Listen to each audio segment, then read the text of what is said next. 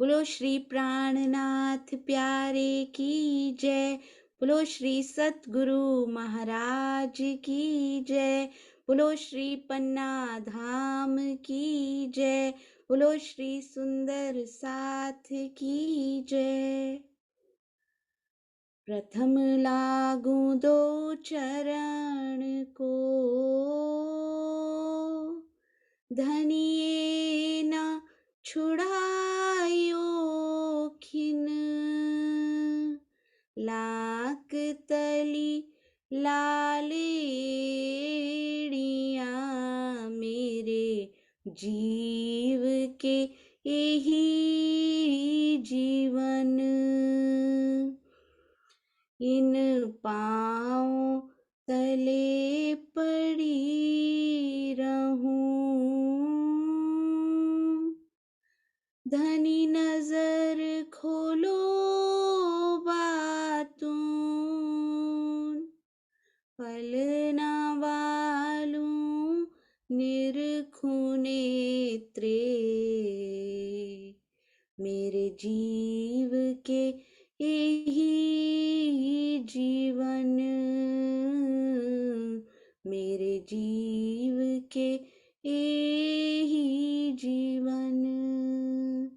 बोलो श्री प्राणनाथ प्यारे की जय। बोलो श्री सतगुरु महाराज की जय।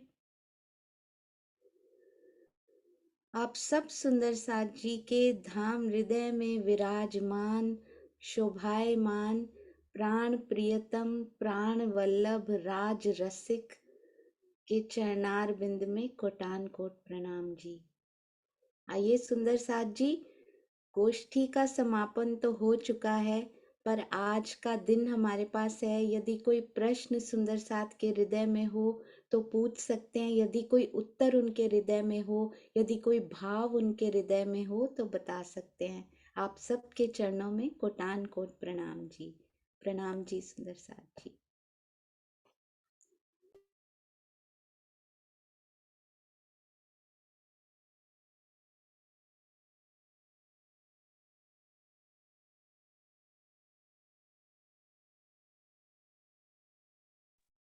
हाँ जी, प्रणाम जी सुंदर साथ जी। कुछ एक प्रश्न आए हुए थे जिनका उत्तर बहुत जरूरी है, तो यदि किसी सुंदर साथ के हृदय में कोई प्रश्न हो तो वो पहले पूछ सकते हैं। एक वीडियो भी अभी हमारे पास है, हम सुंदर साथ के आनंद लेने के लिए वो वीडियो भी दिखाया जाएगा। और यदि कुछ आपने भेजा हो, कोई वीडियो भेजा हो, कुछ रह गया हो तो वो भी सुंदर साथ बताएंगे ताकि आज किया जा सके। और मंजुला दीदी ने बहुत सुंदर कुछ लिखा हुआ है, आज हम मंजुला दीदी के मुखारबिंद से भी उनका वर्णन सुनेंगे। बहुत ही सुंदर उन्होंने वर्णन किया हुआ है। तो सुंदर साथ जी, एक प्रश्न जो आया हुआ था वो है कि राधा जी 100 वर्ष तक रही, राधा जी की आयु जो थी वो 100 वर्ष की थी। कृष्ण जी की आयु, तन की आयु जो कही जाती है 125 वर्ष की थी।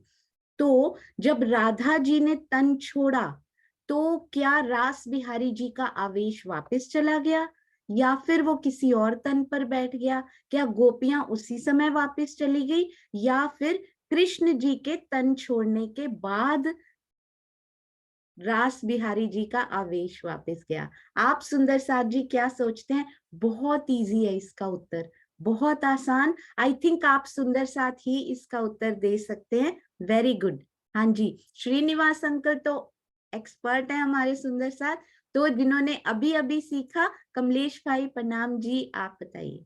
प्रणाम जी, प्रणाम जी। हाँ दीदी, वो तो राधा जी का जब देह त्याग हुआ होगा 100 साल के बाद, तब ही चला गया होगा रास बिहारी का। हाँ जी, इसका इसका रीजन क्या रहा? क्योंकि आवेश था ही उनके अंदर। बिल्कुल सही आपने बताया ये कमलेश भाई, क्योंकि रास बिहारी जी का आवेश तो श्री कृष्ण जी के अंदर था ही नहीं उस समय, क्योंकि वो तो कितने वर्षों के पश्चात कमलेश भाई राधा जी के अंदर आ गया था? नहीं, 11 दिन की लीला के बाद ही आ गया था। हाँ जी, तो 11 साल 52 दिन की एज हुई होगी, फिर 11 दिन और हुए होंगे, तो उतनी आयु श्री कृष्ण जी की थी, यानी 11 वर्ष और 63 दिन की आयु उस तन की रही होगी जब वो राधा जी में प्रवेश कर गया था। तो जैसे ही राधा जी का तन छूटा, उस समय श्री रास बिहारी जी के आवेश सहित, अब आप ये बताइए, आवेश तो चले गए, क्या वेद ऋचाओं की सुरताएं भी वापस चली गई होंगी या वो वहीं रही होंगी? नहीं, उनकी आयु भी वो राधा जी के 100 साल ही होगी, तो फिर वो भी चली गई होगी। हाँ जी, सपोज सुंदर साथ जी, सपोज उस तन की आयु अभी बची हो, कोई गोपी ऐसी हो, ऑल द ऑप्शंस जो हो सकते हैं, राधा जी के साथ कोई गोपी ऐसी हो जिसकी आयु 100 वर्ष से अधिक हो, उस समय हुआ करती थी। कृष्ण जी की 125 वर्ष हो सकती है, तो कोई गोपी भी हो सकती है जो 110 वर्ष तक शायद रही हो, है ना? तो उस गोपी में से क्या हुआ होगा, उसमें से भी वेद ऋचा की आत्म उठकर जा सकती है सुंदर साथ जी। वैसे तो 99% वो आवेश के बिना यहाँ पे रहेंगी नहीं, वो छोड़कर ही चली जाएंगी। वैसे भी तन भी छोड़ दिया होगा उन्होंने होपफुली, पर अगर नहीं भी हुआ तो सुरता उसमें से उठकर जा सकती है। यानी कि ओवरऑल रास बिहारी जी का आवेश, वेद ऋचाओं की सुरताएं, और कौन कमलेश भाई, और कौन गया होगा साथ में? वो ईश्वरी सृष्टि के जीवों की सुरता आई थी ना। अरे वाह, बिल्कुल सही, ईश्वरी सृष्टि के जीवों की सुरताएं, यानी टोटल कितने हो गए हमारे पास सारे? 12,001 तो वेद ऋचा हो गई, 24,000 जीवों की सुरता हो गई, और रास बिहारी का आवेश हो गया, वो अरे सब। वाह, क्या बात है बहुत ही सुंदर।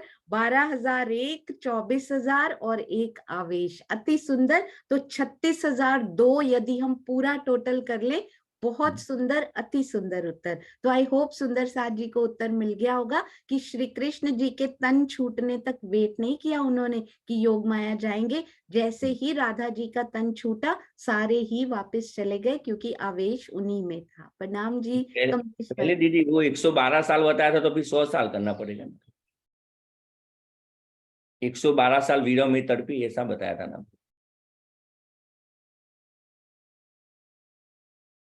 112 साल विरह में तड़पी किया था, हम्म। क्योंकि उनकी 125 वर्ष आयु कह दी गई थी ना, इसलिए। आपका नेट चला गया कमलेश भाई शायद। हाँ जी, अनिल गोहिल, अनिल भैया प्रणाम जी। प्रणाम जी। प्रणाम जी। अभी बात की कि आवेश चला गया, लेकिन दोनों आवेश अलग अलग जगह पे जाएगा। हाँ जी, बिल्कुल सही, हर एक की जो वेद मूल ऋचाओं का स्थान है वहाँ। हाँ जी। वेद ऋचाओं का अव्याकृत के महाकरण में जो रास बिहारी है, उसके अंदर जाएगा वेद ऋचाओं का। और जो जो कुमारी का सखियों के जीव के आवेश जो आया था, वो सबलिक के कारण में जाएगा। बिल्कुल सही, सबलिक के कारण में, और वो जो अव्याकृत के महाकारण में प्रतिबिंब पड़ा है रास लीला का, वहां रास पर बिहारी। जाएंगे। अति सुंदर। प्रणाम जी, प्रणाम प्रणाम जी। जी। बहुत सुंदर अनिल भाई। हाँ जी, सुंदर साथ जी, हमारे पास मंजुला दीदी आ चुके हैं, तो मंजुला दीदी से अति सुंदर वर्णन जो उन्होंने लिखा है वो सुनते हैं, फिर एक और प्रश्न लेंगे। प्रणाम जी मंजुला दीदी, प्रणाम जी। प्रणाम जी सोनिया दीदी, प्रेम प्रणाम जी। सभी प्रणाम। सुंदर साथ को प्रेम प्रणाम जी।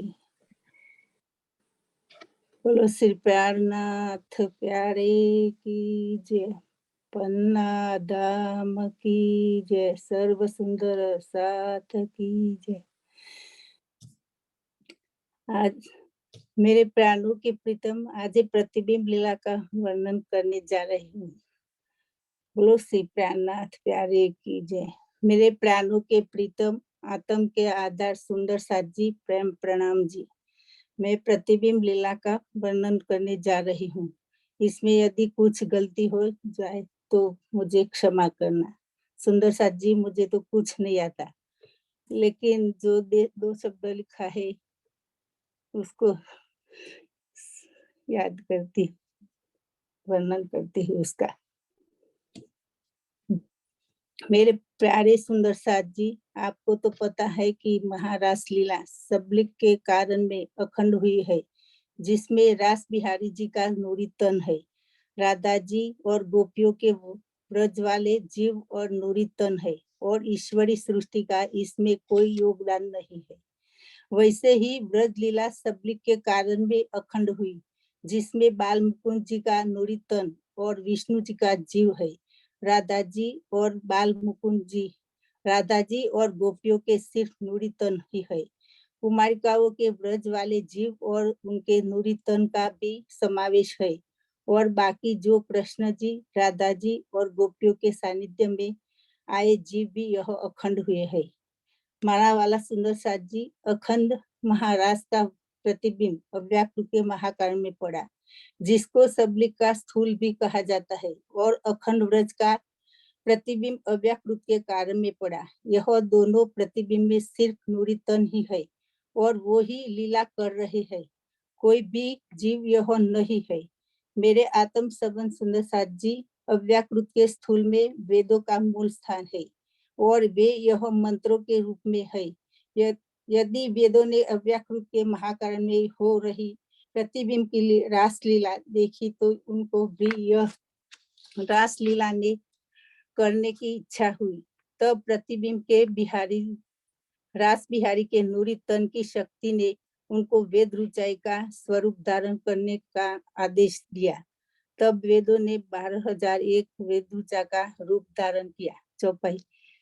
काल माया को ये जो इंद्र उपजो और जाने सोई ब्रह्मांड, ये तीसरा इंद्र नया जो अब अक्षर की सूरत का सब। प्रकाश हिंदुस्तानी प्रकरण 37 चौपाई 52। मेरे लाडले सुंदर साथ जी, अब जब काल माया का यह ब्रह्मांड फिर से बना, तब यह फिर से उसी समय से लीला प्रारंभ हुई। उसी समय का मतलब जब कृष्ण जी ने ब्रज का वृंदावन छोड़कर योग माया में गए थे। इस काल माया में ब्रज में जो लीला फिर से शुरू हुई, उसको ही प्रतिबिंब की लीला कहते हैं। जागनी लीला का यह जो तीसरा ब्रह्मांड बना है, वह अक्षर ब्रह्म की सूरत से ही बना है।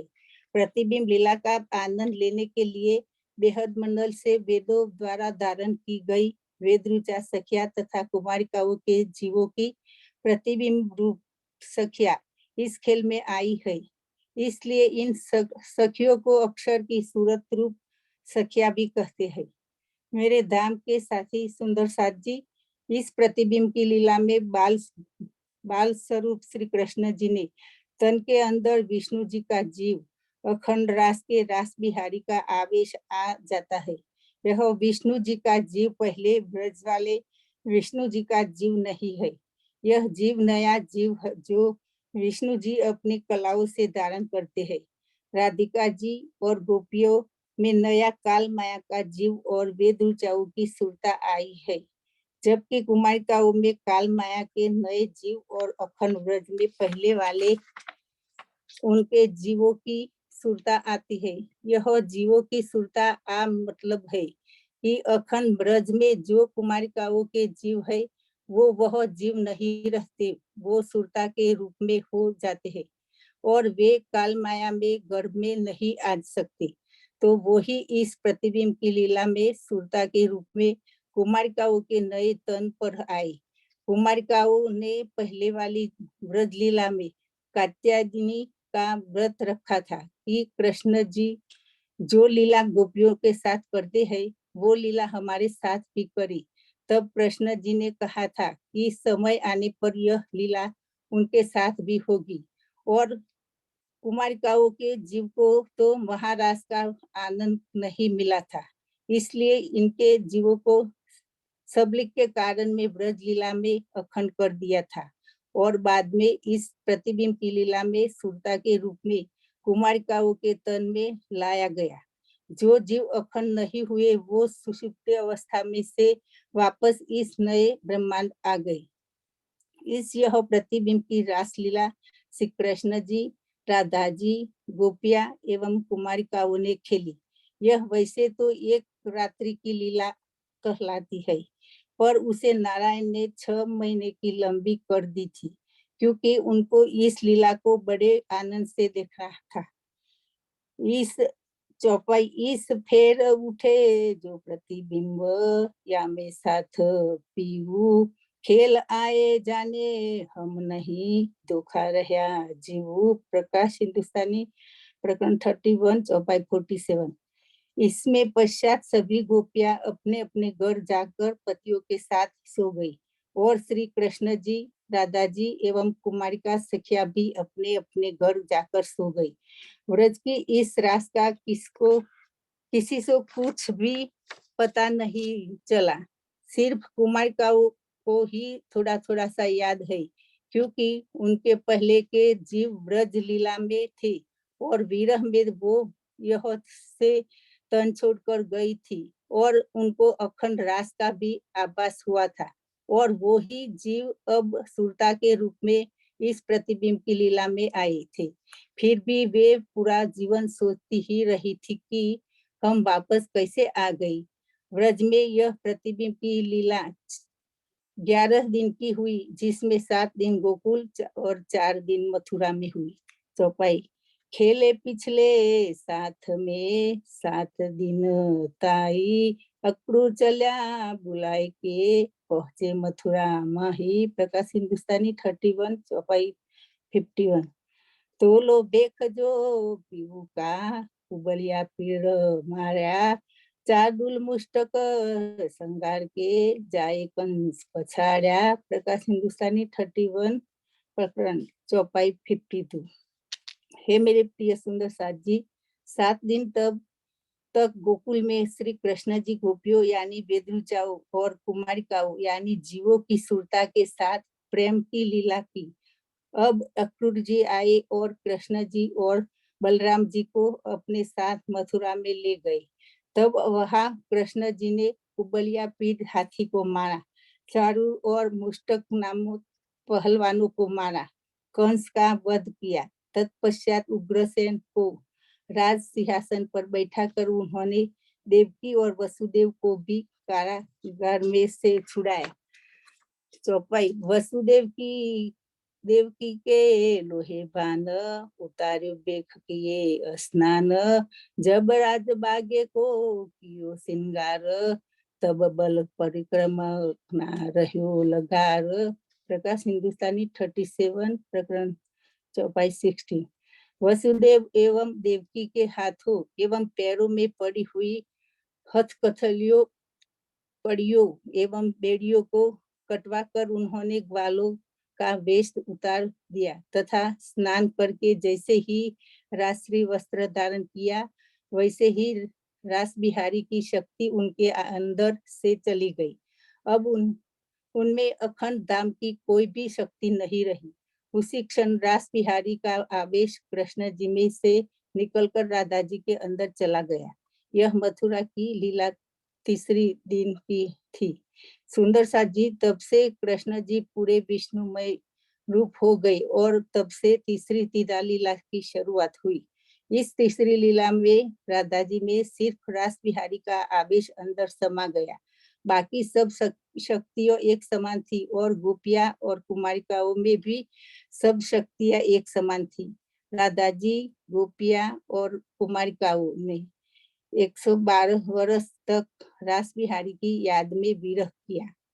जब विष्णुमय कृष्ण जी ने 112 साल बाद तन छोड़ा, तब ही रास बिहारी जी का आवेश पुनः सबलिक के महाकारण में चला गया और वेद रुचाए अव्याकृत के महाकारण में जहाँ रास का प्रतिबिंब पड़ा है वह चली जाती है, और कुमारिकाओं की जीवों की सुरता सबलिक के कारण में जहाँ ब्रज लीला अखंड है वह वापस चली गई।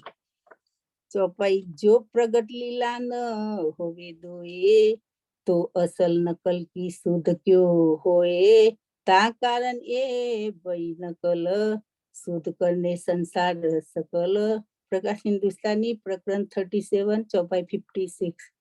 प्यारे सुंदर साथ जी, यह प्रतिबिंब लीला इसलिए की गई क्योंकि ब्रह्म सृष्टियों द्वारा खेली गई महारास लीला को इस संसार में प्रकट करना, दुनिया को दिखाना प्रमुख कारण था। वेदों और ब्रज के ईश्वरी सृष्टि के जीवों की इच्छाओं को पूरी करने के लिए भी प्रतिबिंब रास हुई।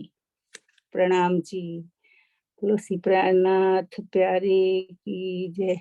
सभी सुंदर साथ को प्रेम प्रणाम जी। सोनिया दीदी को प्रेम प्रणाम जी। कोटि प्रणाम कोटि जी प्रणाम जी। मंजुला दीदी, प्रणाम जी।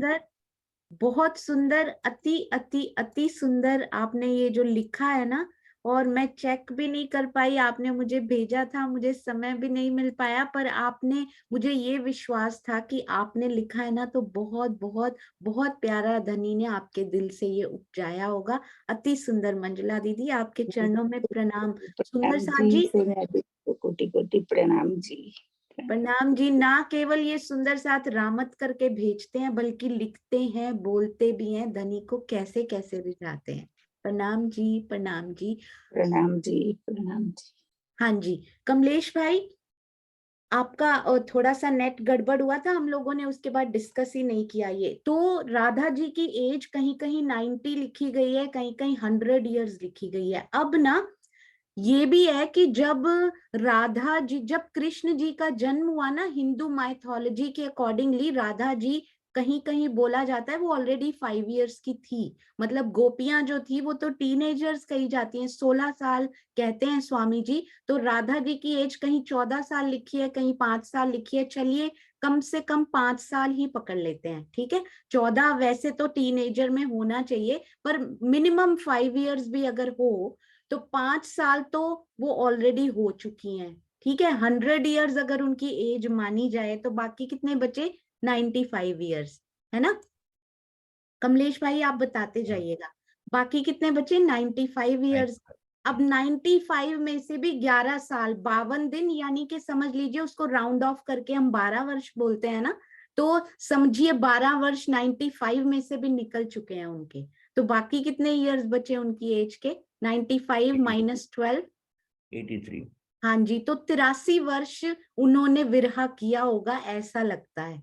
राधा जी पर्टिकुलर अगर बोला जाए तो 112 तो तब बनेगा यदि वो रास बिहारी के, मतलब कृष्ण जी के तन रहने तक यदि वो होती, तब तो वो विरहा करती। पर उनकी तो एज 83 में। दुष्यंत भैया आप क्या कहते हैं? प्रणाम जी। प्रणाम जी सोनिया दीदी, प्रणाम जी सुंदर साथ जी। दीदी मैंने संख्याओं पे इतना ध्यान नहीं दिया है, हाँ जी, इसमें इतनी बस बारीकी नहीं, से प्रश्न भैया लीलाओं पता है पे क्या है ध्यान कि दिया है। राधा जी ने तन का, मतलब रास बिहारी जी का आवेश कब वापिस किया होगा, ये है प्रश्न। वो तो गोपियों के, उनके विरह में जैसे गोपियों ने और राधा जी ने शरीर त्यागा, तभी आवेश चला गया, हाँ जी, उनके साथ ही गया होगा। लेकिन उसमें जो कैलकुलेशन है मंथ की, ईयर्स की, उसमें मैं नहीं, मतलब उस तरफ गया हूँ। हाँ जी, उसका यहाँ पे एक्चुअली बिल्कुल सही आपने ये बता दिया कि जब राधा जी ने तन छोड़ा होगा, मोस्ट प्रोबेबली तभी उनका आवेश तो वापस जाएगा। तो साथ में सारी गोपियों की भी जो वेद ऋचाएं, ईश्वरी सृष्टि के जीवों की सुरताएं, वो भी वापस चली गई होंगी। हाँ और जी, हाँ जी, प्रणाम जी, थैंक यू प्रणाम भाई, जी। प्रणाम जी। हाँ जी, तो कमलेश भैया यदि संख्या पर जाए ना, क्योंकि यहाँ एग्जैक्ट पता भी नहीं है कि कितनी एज किसकी रही, तो मिनिमम 5 इयर्स लें और 100 इयर्स अगर उनकी एज लें राधा जी की, तो भी सिर्फ 83 इयर्स बनते हैं। तो अगर उनकी एज 14 ले लेंगे तो विरहा की और कम हो जाएगी, है ना कमलेश भाई। तो हाँ हम ऐसा ही उसमें नहीं पढ़ते, ऐसा ही लिखेंगे जब राधा जी का देह हाँ त्याग हुआ जी, तब चले गए, ऐसा ही लिख देंगे। 112 साल का वो निकाल देंगे पूरा। हाँ जी, बिल्कुल सही। उसको 112 पता है क्यों लिखा गया? क्योंकि कृष्ण जी की जो तीसरी लीला हाँ, चली है ना, उसके 112 वर्ष और पड़े थे, बोलिए। तो उन्होंने लिख दिया कि इसीलिए 112 वर्ष का रहा। बहुत सुंदर ये प्रश्न रहा कि राधा जी ने जैसे ही तन छोड़ा, इसका मतलब सब कुछ वापस अपनी जगह पे चला गया। जगह पे भी नहीं, एक्चुअली में वेद ऋचाएं तो वहां से आई भी नहीं थी जहां पर वो गई हैं। आई वो कहाँ से थी? अव्याकृत के, में हाँ जी, बिल्कुल सही, स्थूल में से आई थी। महाकारण में हाँ जी, महाकारण में वापस गई, पर ईश्वरी सृष्टि की सुरताएं जहां से आई थी वहीं वापस गई, सबलिक के कारण से आई थी। और रास बिहारी जी का आवेश जहां से आया था वहीं वापस गया, सबलिक के महाकारण। बहुत सुंदर। प्रणाम जी कमलेश भाई, प्रणाम जी, प्रणाम जी। हाँ जी, चांद कमल आंटी आप हमारे साथ हैं। चांद कमल आंटी ने बहुत ही सुंदर सुंदर प्रश्न लिखकर भेजे हुए हैं, क्यों ना उन्हीं के मुख से सुने। प्रणाम जी चांद कमल आंटी। हाँ जी प्रणाम जी, प्रणाम जी। मेरे प्रणाम। को निकालना पड़ेगा, आपको ही भेजे थे मैंने। हाँ जी, मैं 1 मिनट में निकालती हूँ। हाँ जी। हाँ जी, लेकिन वो बाद की वीडियो देखकर मुझे थोड़ा समझ में आ गया। उस समय तो मैं बड़ी अरे। कंफ्यूज हुई और मैंने उन वीडियोस को बंदा कम से कम 4-5 बार देखा और बाद में मुझे समझ में आ गया था। प्रश्न तो आपको लिखे थे मैंने, पर वो समझ आ गए थे बाद में मुझे कि वो विष्णु जी जो थे ओरिजिनल, वो अभी भी वैकुंठ में है। वो अभी अखंड नहीं हुए, वो हमारे साथ ही अखंड होंगे, ऐसा ही ना। और उन्होंने जिन जीवों को अपना विष्णुमय बनाया था वो अखंड हो गए। वो बाद में मुझे समझ में आ गया था। क्या हाँ, मैं ठीक बोल रही हूँ?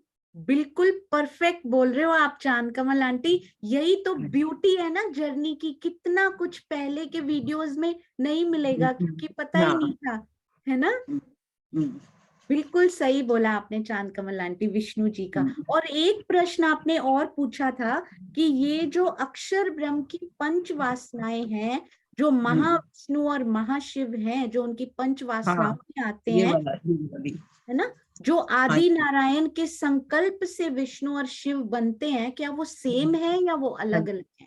हाँ जो ये भी अक्षर, प्रश्न था मेरा। हाँ जी, ये लास्ट प्रश्न था, क्योंकि बाकियों का उत्तर तो आपके इसमें ही समा गया कि जी। वो जीवी हैं, वो विष्णु जी तो हमारे साथ ही अखंड होंगे। बिल्कुल सही। प्रणाम जी, प्रणाम जी। हाँ जी, तो चांद कमल आंटी का प्रश्न पता है क्या सुंदर सा जी? अक्षर ब्रह्म की जो पंच वासनाएं हैं, उनमें भी शिव और विष्णु जी का और ब्रह्मा जी के वो जो 4 आते हैं, उनका नाम आता है। क्या वो शिव और विष्णु वही हैं जो ब्रह्मा विष्णु महेश आदि नारायण के संकल्प से उत्पन्न होते हैं, या वो डिफरेंट है सुंदर साथ जी? हाँ जी, तो कौन से सुंदर साथ इनका उत्तर बताएंगे?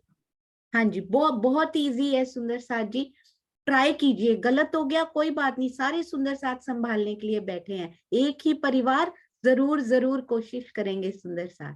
वेरी गुड कमलेश भाई, ऑसम। पहली बार इस विषय पे सीखते हुए हर बार हैंड रेज हो रहा है, अति सुंदर। पर इस बार हम सुनते हैं श्रीनिवास अंकल से। प्रणाम जी। प्रेम प्रणाम। वेरी गुड सुनीता दीदी। हाँ जी। ये आदिनारायण को ना, हम अगर दूसरे ग्रंथों से देखें ना तो कुरान में इसको अजाजिल करके लिखा है। इसी फरिश्ते से ही ये पैदा होते हैं, ब्रह्मा विष्णु महेश। ये तीनों जो है ये इसी से ही आदिनारायण की ही पर जो है ये पंचवासना में ये इनकी है, ब्रह्मा विष्णु महेश के नाम से। तो हालांकि ब्रह्मा जी के ये 4 जो उनके मानसिक पुत्र हैं, क्योंकि ये इनका ऊपर कोई स्थान नहीं है ब्रह्मा जी का जो है। तो ये जो 4 इनके हैं, ये सनकादिक, सनक, सनंदन और सनत कुमार, ये 4 जो हैं, इनका तो स्थान है, ये ऊपर से आए, लेकिन ब्रह्मा जी का स्थान ऊपर से नहीं है। ये लिखा है वाणी में कि नूर कतरे से पैदा है, अर्थात उससे अजाजिल से जो है 2 पैदा होते हैं। एक विष्णु होते हैं, विष्णु पालन करते हैं। और फिर उसमें ये भी लिखा है कि जो मैकाइल है वो ब्रह्मा जो है ये यहाँ पर इनको यहाँ पर लिखा है, यहाँ पर इनकी उत्पत्ति होती है इस ब्रह्मांड में आने के बाद। तो वो इनका काम है पालन का, एक का पालन का, एक का। वो तो वहाँ बल्कि कुरान में तो अजाजिल ने ही ले रखा है अपने पास उत्पत्ति का, तो लेकिन हमारे हिंदू शास्त्रों में ब्रह्मा को उत्पत्ति का देवता माना गया, यानी कि अधिदेव माना गया। वहां पर जो अजाजिल फरिश्ता है वो स्वयं उत्पत्ति का वो माना गया, वो जनरेट करता है सबको, सभी को वो बना। तो थोड़ा सा फर्क है केवल बराबर दोनों में। अगर आप दोनों को पढ़ लेंगे तो बिल्कुल कतई भी संदेह नहीं रहेगा। तो ये ब्रह्मा जो है यहीं पर बने हैं, और ये पंचवासना जो है आदिनारायण की ही पंचवासना कहलाती है। और ये यहाँ पर इस हमारे हिंदू धर्म का, और ये इस संसार का सारा कारोमदार, यहाँ पर जो भी शास्त्र हैं जिनमें धनी जी का जो कार्य करता है अक्षर की आवेश है, वो इनके द्वारा, इस सारे शास्त्रों का में जो भविष्यवाणियां हैं वो सब इनके द्वारा। प्रेम प्रणाम। हाँ जी, प्रणाम जी। तो ये अलग है या सेम है? ये एक ही है, दो नहीं है, अलग नहीं है, सेम है। ब्रह्मा विष्णु महेश दो कहाँ, एक ब्रह्मांड में एक ब्रह्मा, एक विष्णु और एक महेश होता है, दो होती है।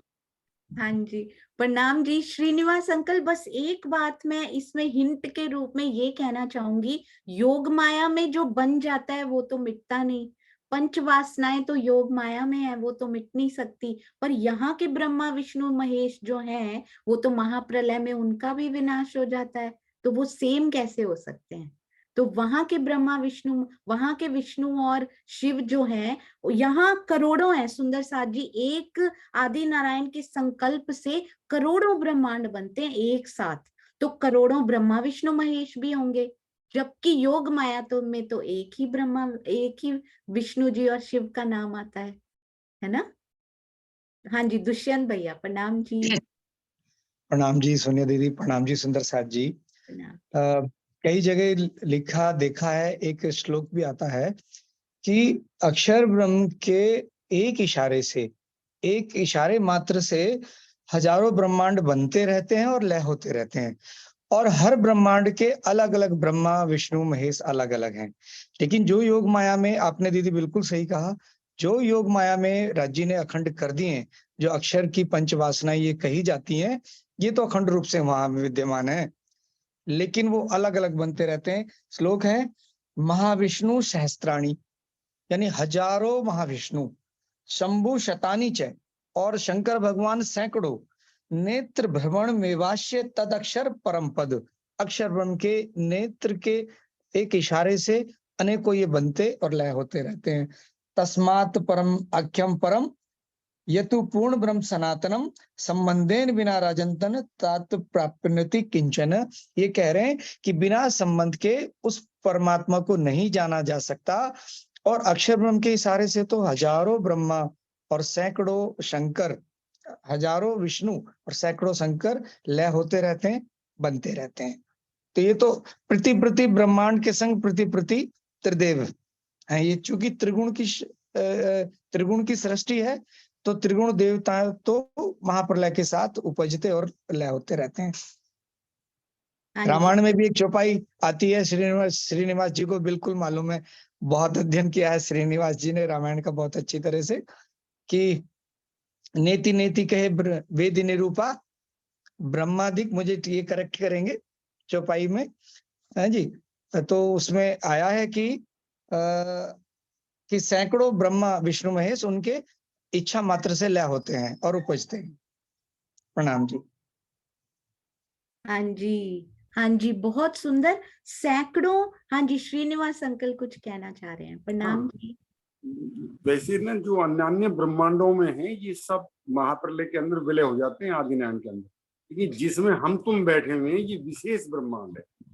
यहाँ की हर एक ब्रह्मा जो यहाँ पर पहले वाले अखंड हो गए, जो छठी बहिषत जिनको मिली वो अखंड हो चुके हैं। पहले वाले जो ब्रज वाली लीला के अंदर थे ना, जो ब्रह्मा विष्णु महेश, तो हमेशा पहले थे वो। अब हम जो अब है ना, इनका तो तुम्हें पता ही नहीं पड़ेगा, हमको और आपको इनका पता नहीं पड़ेगा, क्योंकि पता कैसे पड़ेगा जब ये ब्रह्मांड अखंड हो जाएगा, उसके बाद हम आएंगे, ना पढ़ेंगे, ना लिखेंगे, ना सुनेंगे, हाँ ये भी जी, अखंड होंगे, ये अखंड हो बिल्कुल। जाएंगे। हाँ जी, बिल्कुल श्रीनिवास अंकल, इसका मतलब जो योग माया में है वो डिफरेंट है ना? वो ना लय होता है उनका, ना वो अब पैदा हो सकते, सेम जैसे हैं, नित्य हैं वो। अब योग माया में जो भी है वो नित्य और अखंड है, पर यहाँ के लय होते रहेंगे, आगे भी जो आएंगे वो लय होते रहेंगे, सब होता रहेगा, है ना?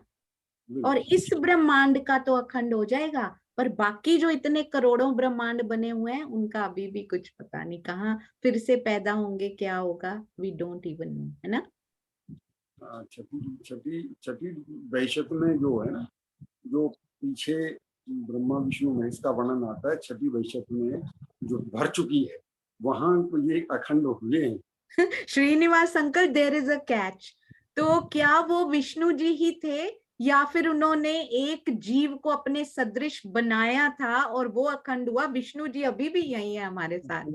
ये थोड़ी सी मुश्किल हो जाएगी, क्योंकि क्योंकि विष्णु विष्णु को बना रहे हैं ना, ये थोड़ा सा ज्ञान विषय है ना। और शिव जी तो वैसे ही यही है, उन्होंने तो अवतार भी नहीं लिया, है ना। ब्रह्मा जी तो वैसे ही यही है, उन्होंने तो अवतार भी नहीं लिया, महाप्रलय हुई नहीं, वो गए नहीं दोनों, वो तो वैसे ही कारण प्रकृति से ही होकर आ गए हैं, है ना। एक विष्णु जी थे जिनका कंफ्यूजन था, तो वो भी अब यही है साथ में ही, क्योंकि अब एक जीव को अपने सदृश बनाया, उसको अखंड कर दिया, अब फिर एक जीव को इतनी कलाएं दे दी, अपने सदृश बनाया, अभी भी बैकुंठ में वो अभी भी है, तीनों हैं वहां पे, मिसिंग हो नहीं सकते वो, है ना। कितना सुंदर है ये। प्रणाम जी। बहुत सुंदर।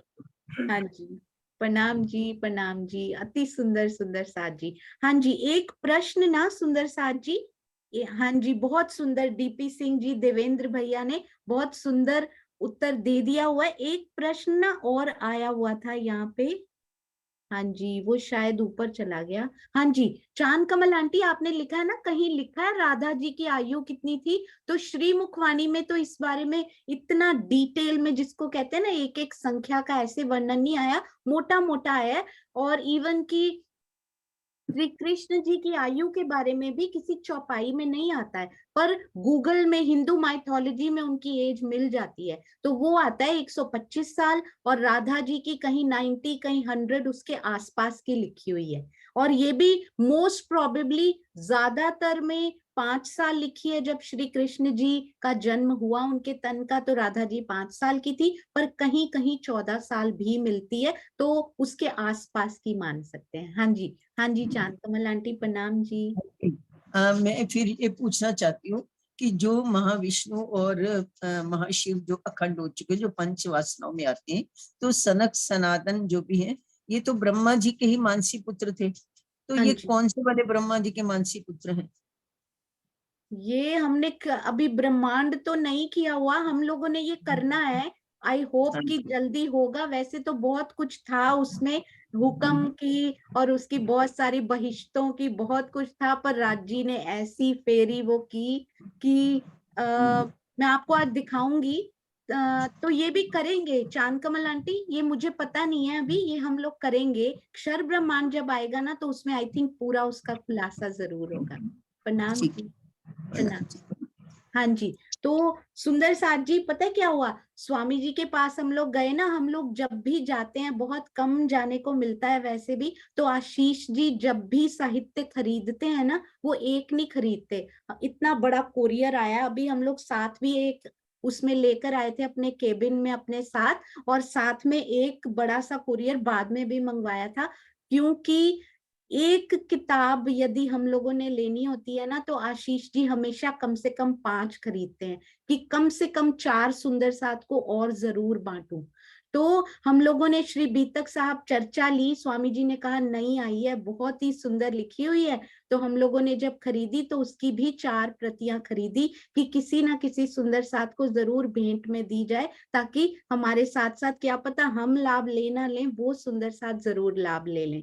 तो हम लोग जब वापस आने लगे ना, तो स्वामी जी के हाथ में बीतक साहब थी, तो उन्होंने ना ऐसे खोल खोल के, मैंने आपको बताया ना, उन्होंने खोल खोल के बताया, ये मैंने अंडरलाइन किए हुए हैं, ये जरूर बताना है ऐसे, तो बोलते हैं ये बीतक साहब आप ले जाइए। तो हम लोगों ने कहा स्वामी जी हम लोगों ने तो 4 ले लिए हैं ऑलरेडी, तो ये आप किसी और सुंदर साथ को दे दीजिएगा, ये आप रख लीजिए। पर उन्होंने बहुत इंसिस्ट किया, उन्होंने कहा उसमें से चाहे एक वापस कर दो, पर ये भेंट में मेरी तरफ से जरूर ले जाइए। तो मुझे लगा कि क्या पता उन्होंने क्या आशीर्वाद इसमें समाया हो, कि बोल रहे हैं वो वापस कर दो, पर ये वाली जरूर लेके जाओ। तो जब उन्होंने अपने हाथों से दी, मेरे मन में फिर भी चोट नहीं लगी थी सुंदर साथ जी कोई, मन में था कि हाँ पढ़ने को बोल रहे हैं तो पढ़ेंगे। अभी तक भी मैंने पढ़ी नहीं है, क्योंकि आकर श्री कृष्ण त्रिदा लीला शुरू हो गई, वो पढ़ने का मौका अभी तक मिला नहीं। पर विजय अंकल आपके चरणों में भी मैं कोटि कोटि प्रणाम करना चाहूंगी, उनके बहुत सारे फोन आए थे, यू शुड डू बीतक this time, you can do it, बहुत बहुत इंस्पायर किया विजय अंकल। स्वामी जी, सरकार श्री, और विजय अंकल मुझे ऐसे लगा सरकार श्री के घर से आशीर्वाद आ रहा है जैसे, इसलिए मैं उनके चरणों में जरूर प्रणाम करना चाहूंगी। गीता दीदी, आपने जो मैसेज भेजा है ना, शायद मैं वॉइस में उसका उत्तर अभी तक नहीं दे पाई, शायद मैं कॉल नहीं कर पाई, पर श्रीनिवास अंकल और सारे बहुत सारे सुंदर साथ ने जो भेजे हैं ना, मैं आपका ऋण कभी चुका नहीं सकती। और अभी भी ऐसे लग रहा है राज जी, गधे से काम कैसे लेना है ये आपको पता है, क्योंकि दिल में जीव में इतनी घबराहट है कि इतनी बड़ी ये सेवा है, पता नहीं धनी जी कैसे आप करोगे, क्योंकि वो जानबूझ के चुनते उसको है कि साफ साफ पता लग जाए कि मैं कर रहा हूँ, क्योंकि इसको कुछ आता ही नहीं है। और मैंने पढ़ी भी नहीं सुंदर साथ जी, एक ही पेज पढ़ा है अभी तक। राज जी करेंगे, आप सब सुंदर साथ मिलकर करिएगा, हम सब मिलकर करेंगे सुंदर साथ जी। हाँ जी, हाँ जी, देवेंद्र भैया प्रणाम जी। और सविता दीदी आपने किया था, मैं इसके बाद आपको ले रही हूँ। हाँ जी देवेंद्र भैया। प्रणाम जी, प्रणाम जी। हाँ, मैं तो ये पूछ रहा था कि जो अखंड हुए हैं उसके बारे में अभी खुलासा हुआ नहीं ना, पांचों का, कब हुए, कैसे हुए? हाँ जी, वो कब जो पांच अक्षर वासनाएं, ब्रह्म की पंच वासनाएं कब हाँ बनी, वो हाँ हमें तो बस तब का पता है जब हम आए हैं, है ना। हमें तो तब का पता है कि हम आए थे, ब्रज रास अखंड होने का पूरा पता है, वो कब बने होंगे इसके बारे में नहीं पता। प्रणाम जी, प्रणाम जी। प्रणाम जी, प्रणाम जी। बहुत बहुत सुंदर प्रश्न आ रहे हैं, अक्षर ब्रह्मांड भी लगता है जल्दी होगा अब। प्रणाम जी। हाँ जी, हाँ जी सुंदर साथ जी। सविता बेन प्रणाम जी। प्रणाम जी। प्रणाम मारा जी। एक प्रश्न છે કે 12,000 બ્રહ્મસૃષ્ટિ અને 12,001 12,002 12,003 તો વાણીમાં કોઈ લખ્યા છે? नहीं, श्री मुखवाणी में नहीं लिखा। 12,000 ब्रह्म सृष्टि लिखी है और 12,000 ही है, 12,001 या 2 है ही नहीं वो सविता बेन। 12,001 कहाँ कहा गया जहाँ वेद ऋचाओं की टर्न आई है। ब्रह्म सृष्टि को 12,001 नहीं कहा गया। गोपियां और राधा जी दोनों में ऐसा लगता है 12,000 ही लिखा गया उनको, पर राधा जी उनसे खाली तो नहीं रही होंगी, है ना। राधा जी के अंदर तो पहले शक्ति आएगी, यदि वेद ऋचाएं आई हैं तो राधा जी में भी आएंगी ऐसा लगता है, पर ब्रह्म सृष्टियां 12,000 ही लिखी गई हैं। મારો प्रणाम। એક પ્રશ્ન હતો કે पर अगर आप राधा जी को साथ में ला ले, श्यामा जी प्लस ब्रह्म सृष्टियां 12,001 हो जाती है। સુંદર સાથ ને પ્રશ્ન પૂછાતા हाँ जी, કે 12,001 નો હોય એમ, તો આ રાધાજી અને કૃષ્ણજી તો એક જ છે એમ, કોઈ જુદા નથી? हाँ जी, अगर राधा जी और कृष्ण जी एक होते, अगर वैसे अंदर से तो तब तक तो एक हैं जब तक रास बिहारी जी का आवेश है। वैसे तो मैं और राजी भी एक ही हैं, वैसे तो श्यामा जी और राजी भी एक ही हैं, पर तन तो पकड़ते हैं ना वो। अगर वो एक हैं, अंदर से एक हैं, पर जैसे ही रास बिहारी जी का आवेश उनके अंदर आ गया तब तो कृष्ण अलग हो गए ना, है ना। उसके बाद तो उनमें वो शक्ति नहीं रही, वो तो विष्णु जी हो गए। अब राधा जी और कृष्ण एक नहीं है, तभी तो उनकी शादी भी नहीं हुई ना। ब्याहे नहीं प्राणनाथ, फिर नहीं ब्याहे प्राणनाथ, है ना। मारिफत की दृष्टि से देखा जाए तो 12,000 भी नहीं है, सारे ही एक हैं। फिर तो ये राजी श्यामा जी 12,000 12,002 बनते हैं ना, ये सिर्फ एक है सारे। अगर राधा कृष्ण एक है तो गोपियां और कृष्ण भी एक है। તો વાહિદત માં તો એક ही है ने? हाँ जी, वाहिदत में मारिफत में सब एक है, पर अगर 12,000 है तो फिर 12,001 भी है। आप समझे ना मेरी बात। यदि 12,000 गोपियां हैं तो फिर राधा भी है, क्योंकि हकीकत की लीला है फिर वो। और यहाँ पर मारिफत नहीं आ सकती, यहाँ पर मारिफत को चितवन के थ्रू महसूस किया जा सकता है बस, है ना। प्रणाम जी, प्रणाम जी, प्रणाम जी। हाँ जी, प्रेम को दर्शाने के लिए ऐसे वीडियोस बनाए जाते हैं सुंदर साथ जी, जिसमें कृष्ण राधा बन जाते हैं, राधा कृष्ण बन जाते हैं। प्रेम को दर्शाने के लिए ऐसे बनाए जाते हैं, पर राधा जी और गोपियों में भी कोई फर्क नहीं है सुंदर साथ जी, हम सब उन्हीं के अंग हैं। बहुत सुंदर प्रश्न था ये सविता बेन, प्रणाम जी, प्रणाम जी। प्रणाम जी। हाँ जी, हाँ जी, गायत्री दीदी प्रणाम जी। आपका तो आशीर्वाद चाहिए गायत्री दीदी। मैंने सोचा था बीतक करने वाले सभी सुंदर साथ का आशीर्वाद मैं उनसे जरूर मांगूंगी। प्रणाम जी। प्रणाम जी दीदी,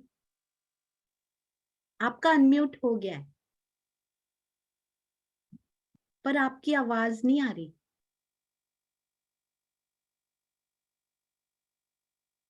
आपकी आवाज नहीं आ रही दीदी।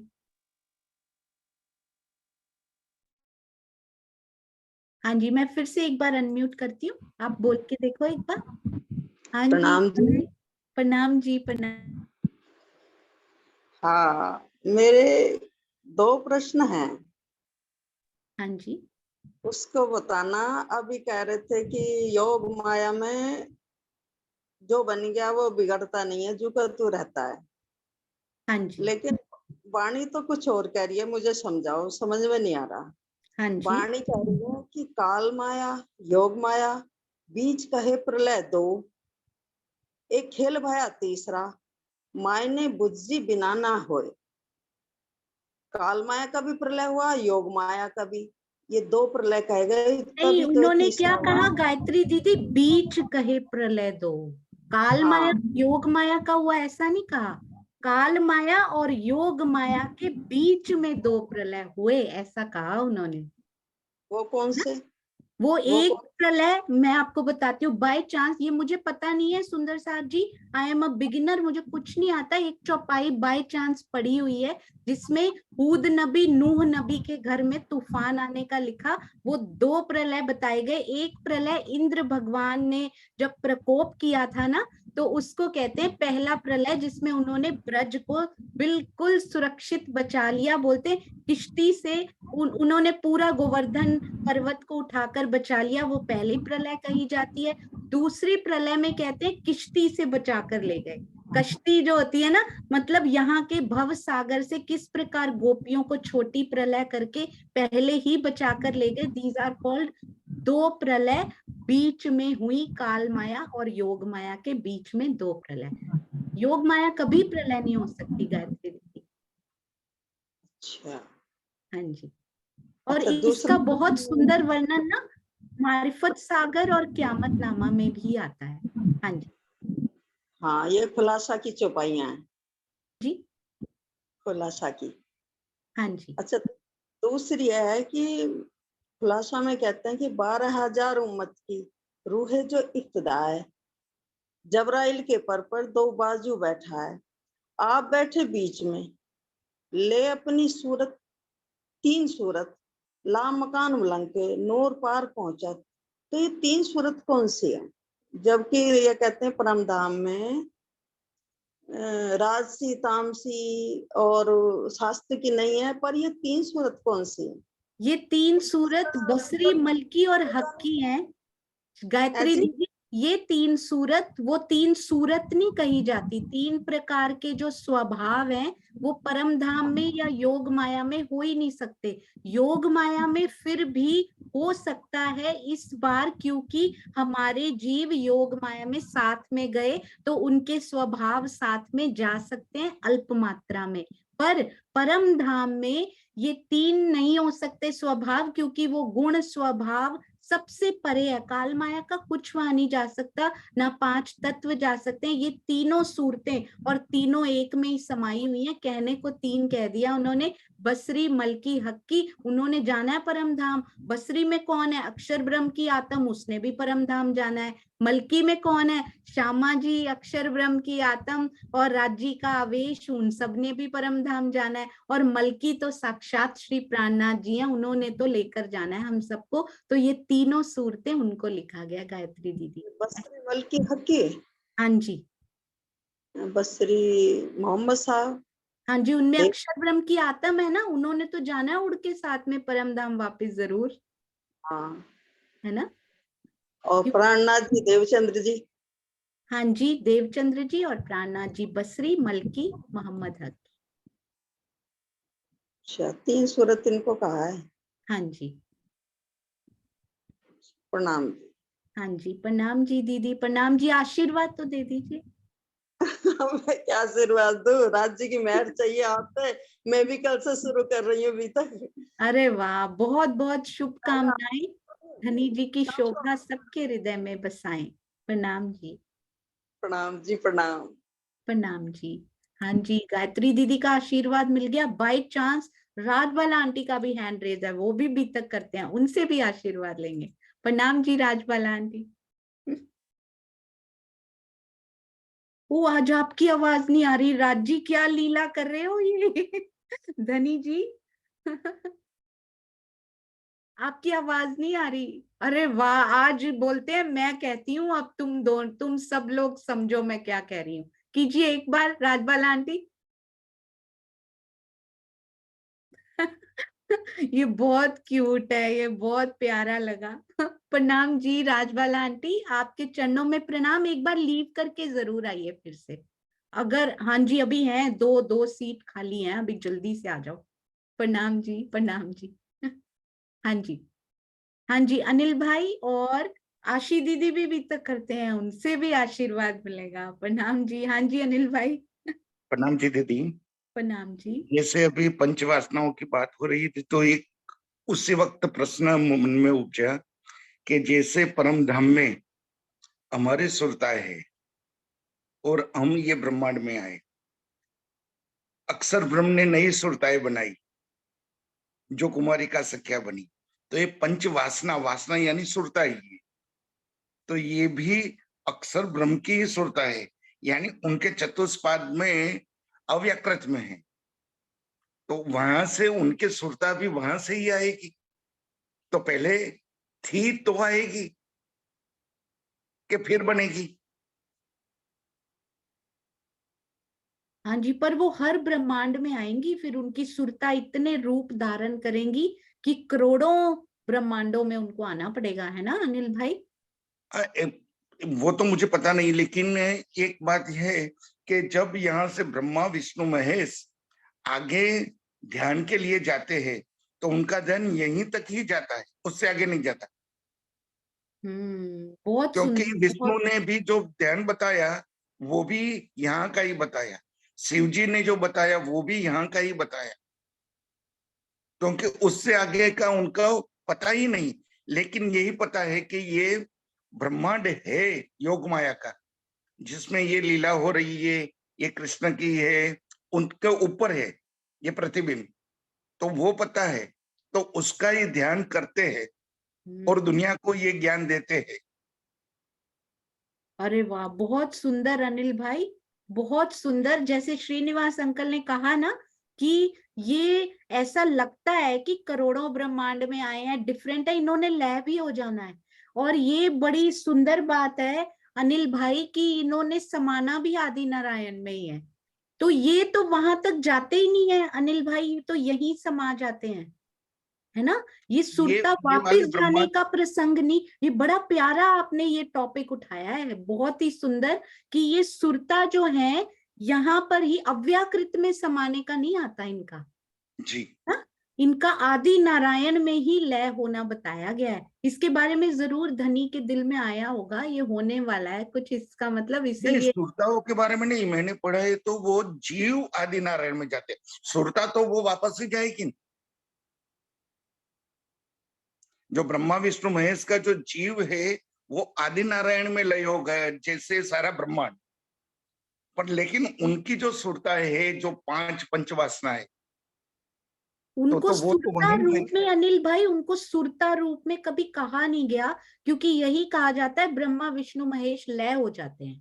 अगर वो लय, वो तो बाकी जीव भी लय हो जाते हैं फिर, जी तो उनमें ऐसी क्या स्पेशलिटी हुई? ये जरूर किसी ना किसी चौपाई में मिलेगा अनिल भाई, इनको ढूंढेंगे। बहुत सुंदर, जी बहुत सुंदर, क्योंकि वो ध्यान कर पाते हैं वहां तक। आपने बिल्कुल सही कहा ये बात, बहुत सुंदर।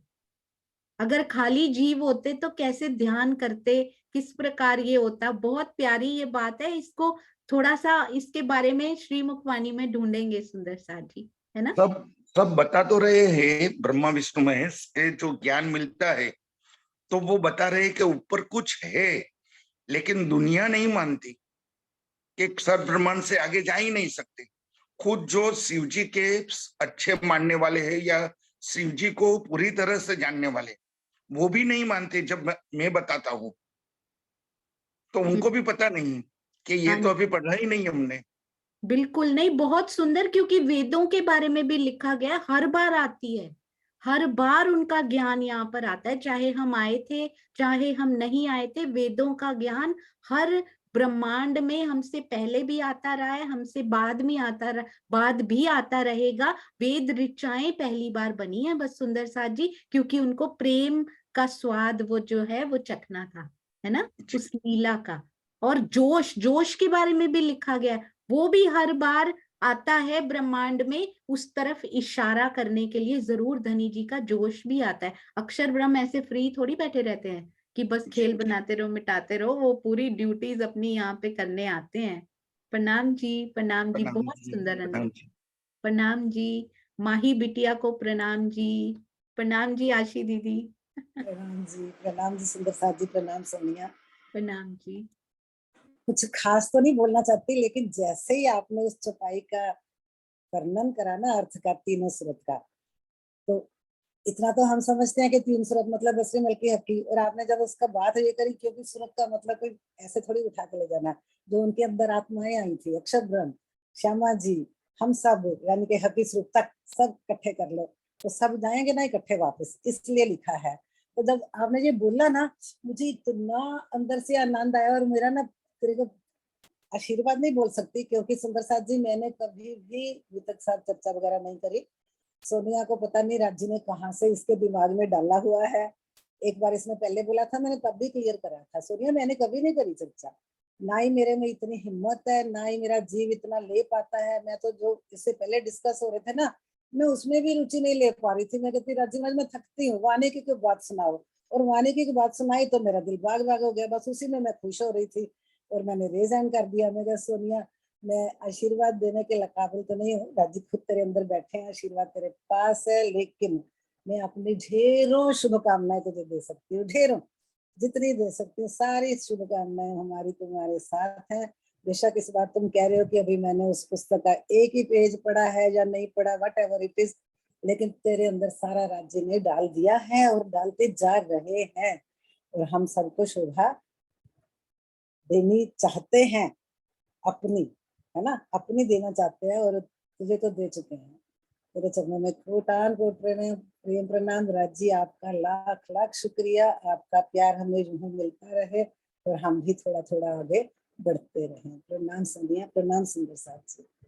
प्रणाम जी, प्रणाम जी। आशी दीदी बहुत सुंदर चर्चा करते हैं, बीतक साहब पढ़ते हैं हर बार, बहुत सुंदर। आपके चरणों में प्रणाम। मंदिर में भी जब भी कहा जाता है तो आशी दीदी चौपाइयां सारी पढ़ते हैं, और चर्चा तो मैंने आपके मुख से सुनी हुई है, बीतक साहब की नहीं, क्योंकि मैं जालंधर काफी साल पहले छोड़ दिया था, पर चर्चा तो आपके मुखारबिंद से बहुत सुंदर सुनी है। सोनिया सोनिया बीतक साहब भी मैं नहीं पढ़ती, वो भी अच्छा। हमारे में, हाँ वो एक बार बात चली थी, तेरे दिल में बैठ गई, लेकिन मुझे ये राज्य ने शोभा नहीं दी, क्योंकि मेरा जीव अभी रेडी नहीं, जिसकी पात्रता होगी वो ही करेगा, है ना।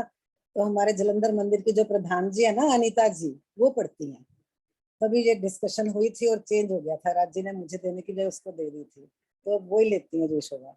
तो ठीक है, धनी जैसा मुझे दे आप रहे हैं। दिखाई देते हो बीतक पढ़ते हुए, मुझे लगता है वो क्षण आने वाला है। प्रणाम बस जी। मुझे मुझे यहाँ बैठे पढ़ा देते हैं ना, तेरे माध्यम से पढ़ते हैं हम, 2-2 महीने तो पढ़ते हैं, पिछले साल भी पढ़ी, अब भी पढ़ेंगे, तो अब हम नाटिकाएं भी करेंगे, सब कुछ करेंगे, जो राजी करा रहे हैं वो करेंगे, ठीक है। बिल्कुल। प्रणाम जी, प्रेम प्रणाम सुंदर साथ जी, सब सुंदर साथ जी के चरणों में प्रेम प्रणाम।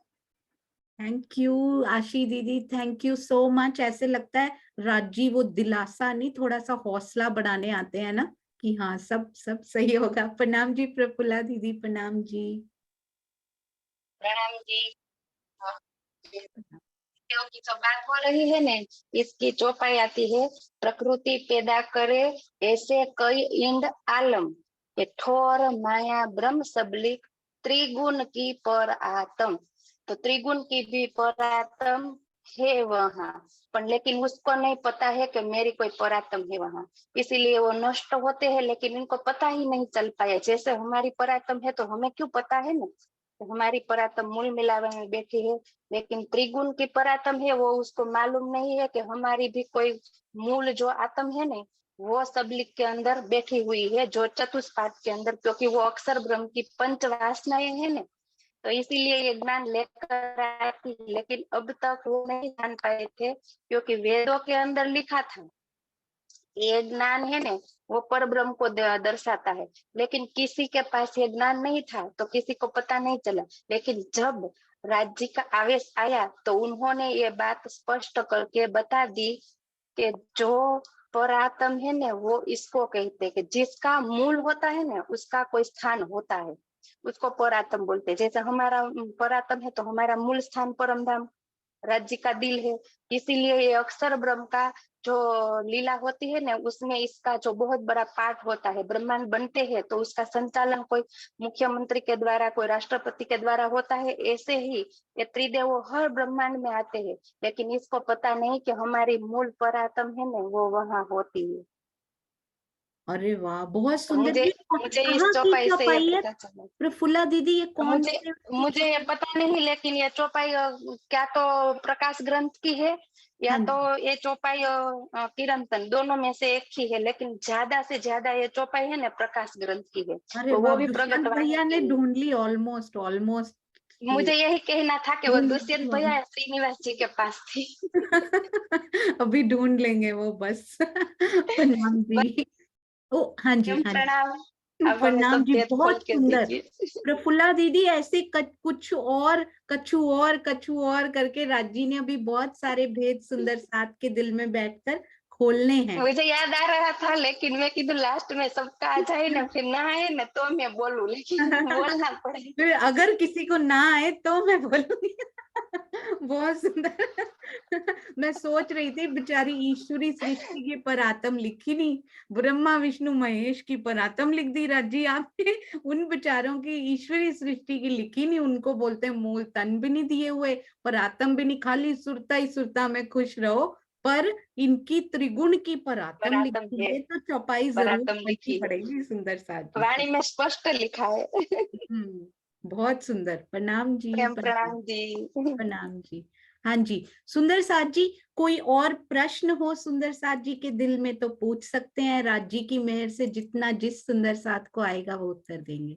प्रणाम जी भैया, प्रणाम जी। प्रणाम जी सुंदर साथ जी, प्रणाम जी सोनिया दीदी। एक मन में थोड़ा से वो आ रहा था कि जब ब्रज से योग माया में ले गए तो उस वक्त प्रसंग आता है कि इस ब्रह्मांड का लय कर दिया। तो प्रश्न ये है कि ले जाते ही लय लय करने के तुरंत बाद बना दिया, या उधर रास खेल के आनंद लेके उसके बाद में इस ब्रह्मांड का की सृष्टि की, मतलब कब किया? ये थोड़ा सा एक प्रश्न मेरे मन में उठता था काफी समय से। एक तो इसे मैं जानना चाह रहा था। एक दूसरा ये कि जब अक्षर ब्रह्म भी आ गए अक्षरधाम से और यहाँ सारी लीला हुई, ब्रज में भी अक्षर ब्रह्म रहे, रास में भी रहे, तो वहां पर सखियां तो आई गई, राज्य आ गए, ब्रज में हम सब सखियां आ गई, अक्षर ब्रह्म आ गए। अक्षरधाम में अकेले अक्षराणी जी क्या करती रही? उन्होंने उस अवधि में क्या किया? क्या वो भी साथ आई? तो ये तो दूसरा, लेकिन पहला वो कि ब्रह्मांड लय करके दोबारा कब बनाया, तुरंत या रास के बाद? प्रणाम ये जी थोड़ा सा भैया। प्रणाम जी। ऐसा ऐसा लगता है कि ब्रह्मांड जो है वो जब रास फिनिश हुई उसके बाद ही यहाँ पर ब्रह्मांड बनाया गया, उसी क्षण से जहां पर ये खत्म हुआ था उसी क्षण से फिर बनाया गया, और उसी समय ही उनका आवेश रास बिहारी जी का यहाँ पर वापस आया। मतलब इतने टाइम तक ये ब्रह्मांड नहीं था, जब तक रास हम खेल रहे थे तब तक ये श्री मुखवाणी से ऐसा ही संकेत मिलता है कि तभी बनाया गया जब रास खत्म हो गई और बल्कि खत्म नहीं हुई, अखंड भी कर दिया। रास को बची जो ब्रिज खेल के गए थे उसको भी अखंड कर दिया। उसके बाद यहाँ पर रास बिहारी जी और उनको भेजा गया, क्योंकि अखंड हुई का ही तो प्रतिबिंब पड़ा, जिससे वेद ऋचाओं के मन में ये इच्छा हुई कि अब हम उसको देखें। यदि अखंड करने से भी पहले ये शुरू हो जाता तो प्रतिबिंब नहीं पड़ा होता, तो वेद ऋचाओं को पता ही नहीं लगा होता। तो ऐसा लगता है कि उसके बाद ही हुआ होगा। बिल्कुल दीदी, मुझे भी ऐसे ही लगता है। तो इसका तात्पर्य ये हुआ कि श्री कृष्ण जी के प्रकटन जो रास में जो 11 वर्ष की लीला हुई, 11 वर्ष 52 दिन की जो लीला हुई है, उसके बाद जो 11 दिन की लीला हुई है, इसमें तो बहुत लंबी अवधि गैप, बीच में बीत गई होगी। कितना गैप रहा होगा, बिल्कुल हजारों करोड़ों वर्षों का रहा होगा। जी जी बिल्कुल। और सोचिए दुष्यंत भैया, बाकी सारे ब्रह्मांड चल रहे हैं, ये ब्रह्मांड को उस पे रखा हुआ है ना, वेटिंग मोड में। जी जी जी। प्रलय तो चल मुझे बिल्कुल ठीक, बिल्कुल एक्यूरेट कहा आपने। मुझे जो जैसा आपको लगता है सोनिया दीदी, ऐसा ही मुझे लगा। इस चौपाई के कारण लगा जो प्रगट वाणी में आती है, कछुक हमको रहियो अंदेश, सो राखे नहीं धनी लवलेश। जब जाके हमने राज्य से कहा ना, हमने दुख तो देखा ही नहीं, ब्रज में भी सुख था, रास में भी सुख था। कछुक हमको रहियो अंदेश, सो राखे नहीं धनी लवलेश, ता कारण ए भयो सुपन, हुए हुक्मे 14 भवन।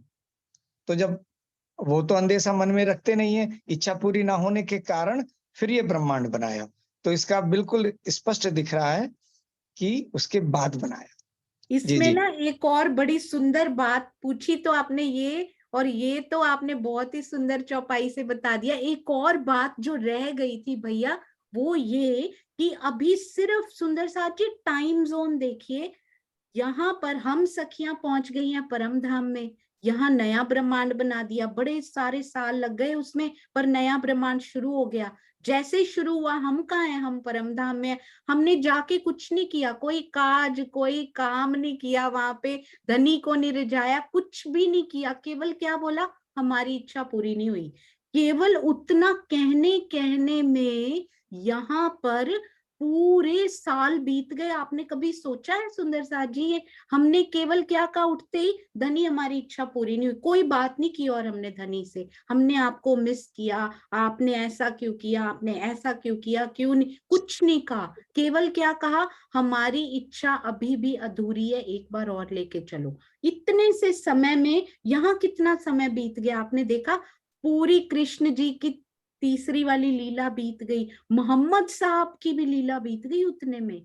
डिड यू इमेजिन, उतने में मोहम्मद साहब कह के भी चले गए 990 वर्ष 9 मास इतने दिन अभी और पड़े हैं। उन्होंने बोला फिर आएंगे, फिर आएंगे सतगुरु धनी श्री देवचंद्र जी और राज जी, फिर आएंगे। मतलब 1000 साल वो वाले तो पक्के ही हैं, मोहम्मद साहब जी जितने साल उनकी जिंदगी थी वो भी हैं, और कृष्ण जी का भी पूरा है इसमें। यानी कि 1000 से ऊपर साल बीत गए, और हमने वहां क्या कहा, धनी हमें एक बार फिर से देखना है।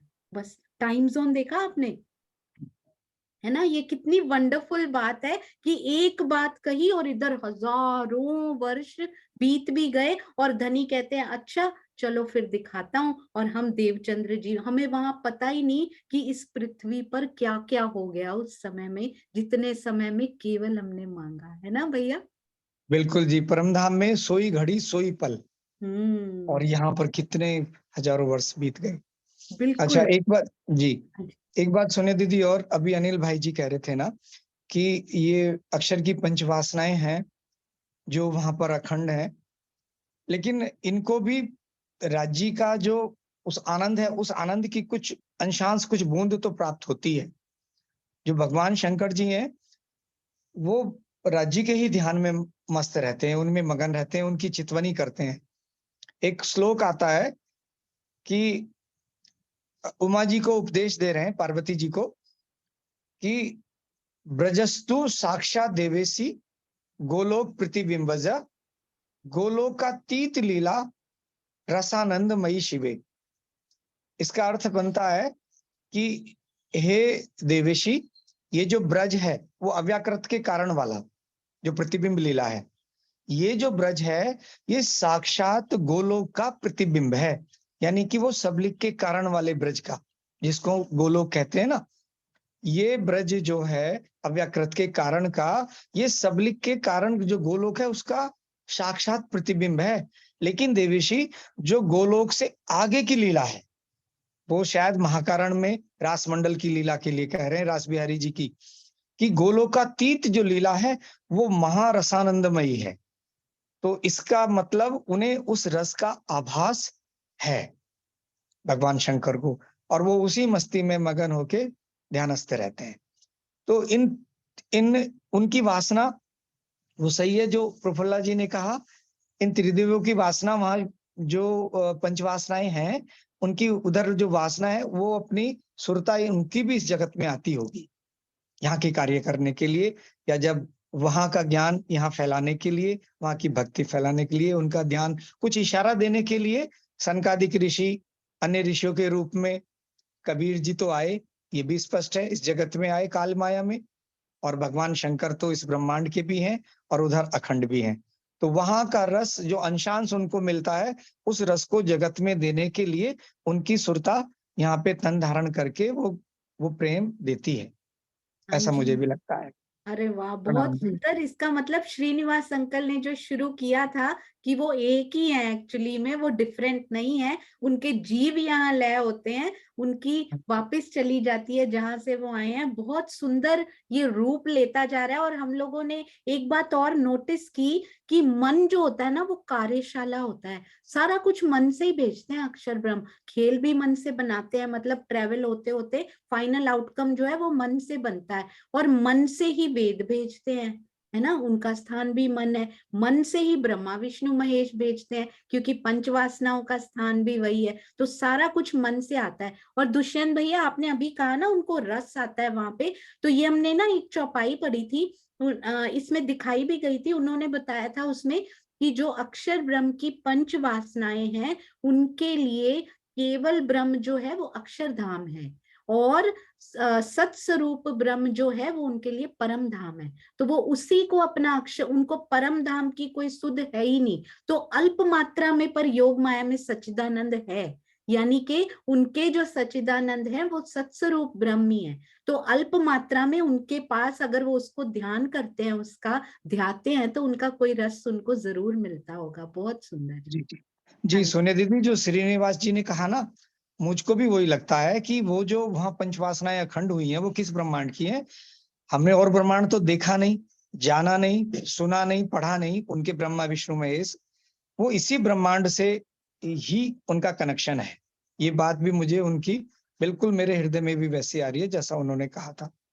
हाँ जी। और ये जो इसमें पांडे एक और बात बड़ी सुंदर, अभी आपने ये बोला ना तो और दिल से कुछ ना कुछ आता रहता है। तो ये पता है, ऐसा लगता है कि राज जी ने ये बताया श्री मुखवाणी में, ब्रह्मा विष्णु महेश की जो सुरताएं हैं वो तो प्रेजेंट हैं, उनका जीव आज तक नहीं पहुंच पाया, है ना, उनका जीव आज तक अखंड नहीं हो पाया। वो यहीं का यहीं, आज तक कोई जीव भी अखंड नहीं हो पाया था। ब्रह्मा विष्णु महेश तो छोड़ दो, किसी की भी एंट्री वहां अलाउड नहीं थी योग माया में। वो राज्य ने संभव कर दिखाया इस बार कि मेरी रूहें आई हैं, अब जीव की एंट्री कंडीशनड होके योग माया जैसी सुरता मैं उसको बनाऊंगा, वो पहुंचेगा। तो पहली बार ऐसा होगा, और ऐसा हुआ कि विष्णु जी ने जिस जीव को अपने सदृश बनाया था, वो जीव पहली बार योग माया में पहुंचा, है ना। सबलिक ब्रह्म के कारण में उस जीव को अखंड कर दिया गया। और फिर से होगा अब विष्णु जी ने जो तन धारण किया था, इस बार तो सारे जीव कंडीशनड होके वहां पर पहुंच जाएंगे। यानी सुरता तो ऑलरेडी थी, पर जीव उनका कभी नहीं पहुंच पाया था, जो इस बार धनी ने कर दिखाया कि तुम्हें भी यह अखंड मुक्ति मैं प्रदान करता हूँ, है ना। जी जी। अरे वाह, बहुत सुंदर। प्रणाम जी, प्रणाम जी प्रणाम भैया, जी। प्रणाम प्रणाम जी। जी। दिस इज ब्यूटी ऑफ सहूर सुंदर साथ जी। धनी विराजमान हो जाते हैं आकर कि सुंदर साथ इतने प्रेम से कर रहे हैं, तो क्या आउटकम निकल के आता है, अति सुंदर। हाँ जी, हाँ जी, चांद कमल आंटी, फिर गीता दीदी। हाँ प्रणाम जी, हाँ जी, प्रणाम जी सुंदर साची। मुझे आप जो बोले थे ना अभी दुष्यंत भाई, कि इस वाले ब्रह्मांड को ही ऐसा ये तोहफा मिला है कि यहाँ के जो ब्रह्मा विष्णु महेश है ना, वो उन्हीं की सुरता है वहां पर, क्योंकि यहाँ नहीं, रूहों ये ने आना था। चांद कमल आंटी ये नहीं बोला, उन्होंने कहा हमें इस ब्रह्मांड का पता है, पर उनकी सुरता तो इसका मतलब करोड़ों रूप लेकर आती है, क्योंकि हाँ, हो करोड़ों सकता है, ब्रह्मांड बनते हैं। हो सकता है, ऐसा हो सकता है, क्योंकि ना अपने माहेश्वर तंत्र शंकर जी ने तो बोला था, माहेश्वर तंत्र तो अपन पढ़ते हैं ना, उसमें कितना कुछ लिखा हुआ है। पूरी सारी जो भी लीला हमारी अभी ब्रह्म शिष्णों की आगे होनी थी, इंदिरा और ये आएंगी यहाँ पर और इनके तन में ये लीला, ये तो सारा लिखा है माहेश्वर तंत्र में। तो ये शंकर जी ने ही तो पार्वती को सुनाई थी, और वो शंकर पार्वती तो इसी ब्रह्मांड के होंगे ना, उन्होंने सुनाई थी।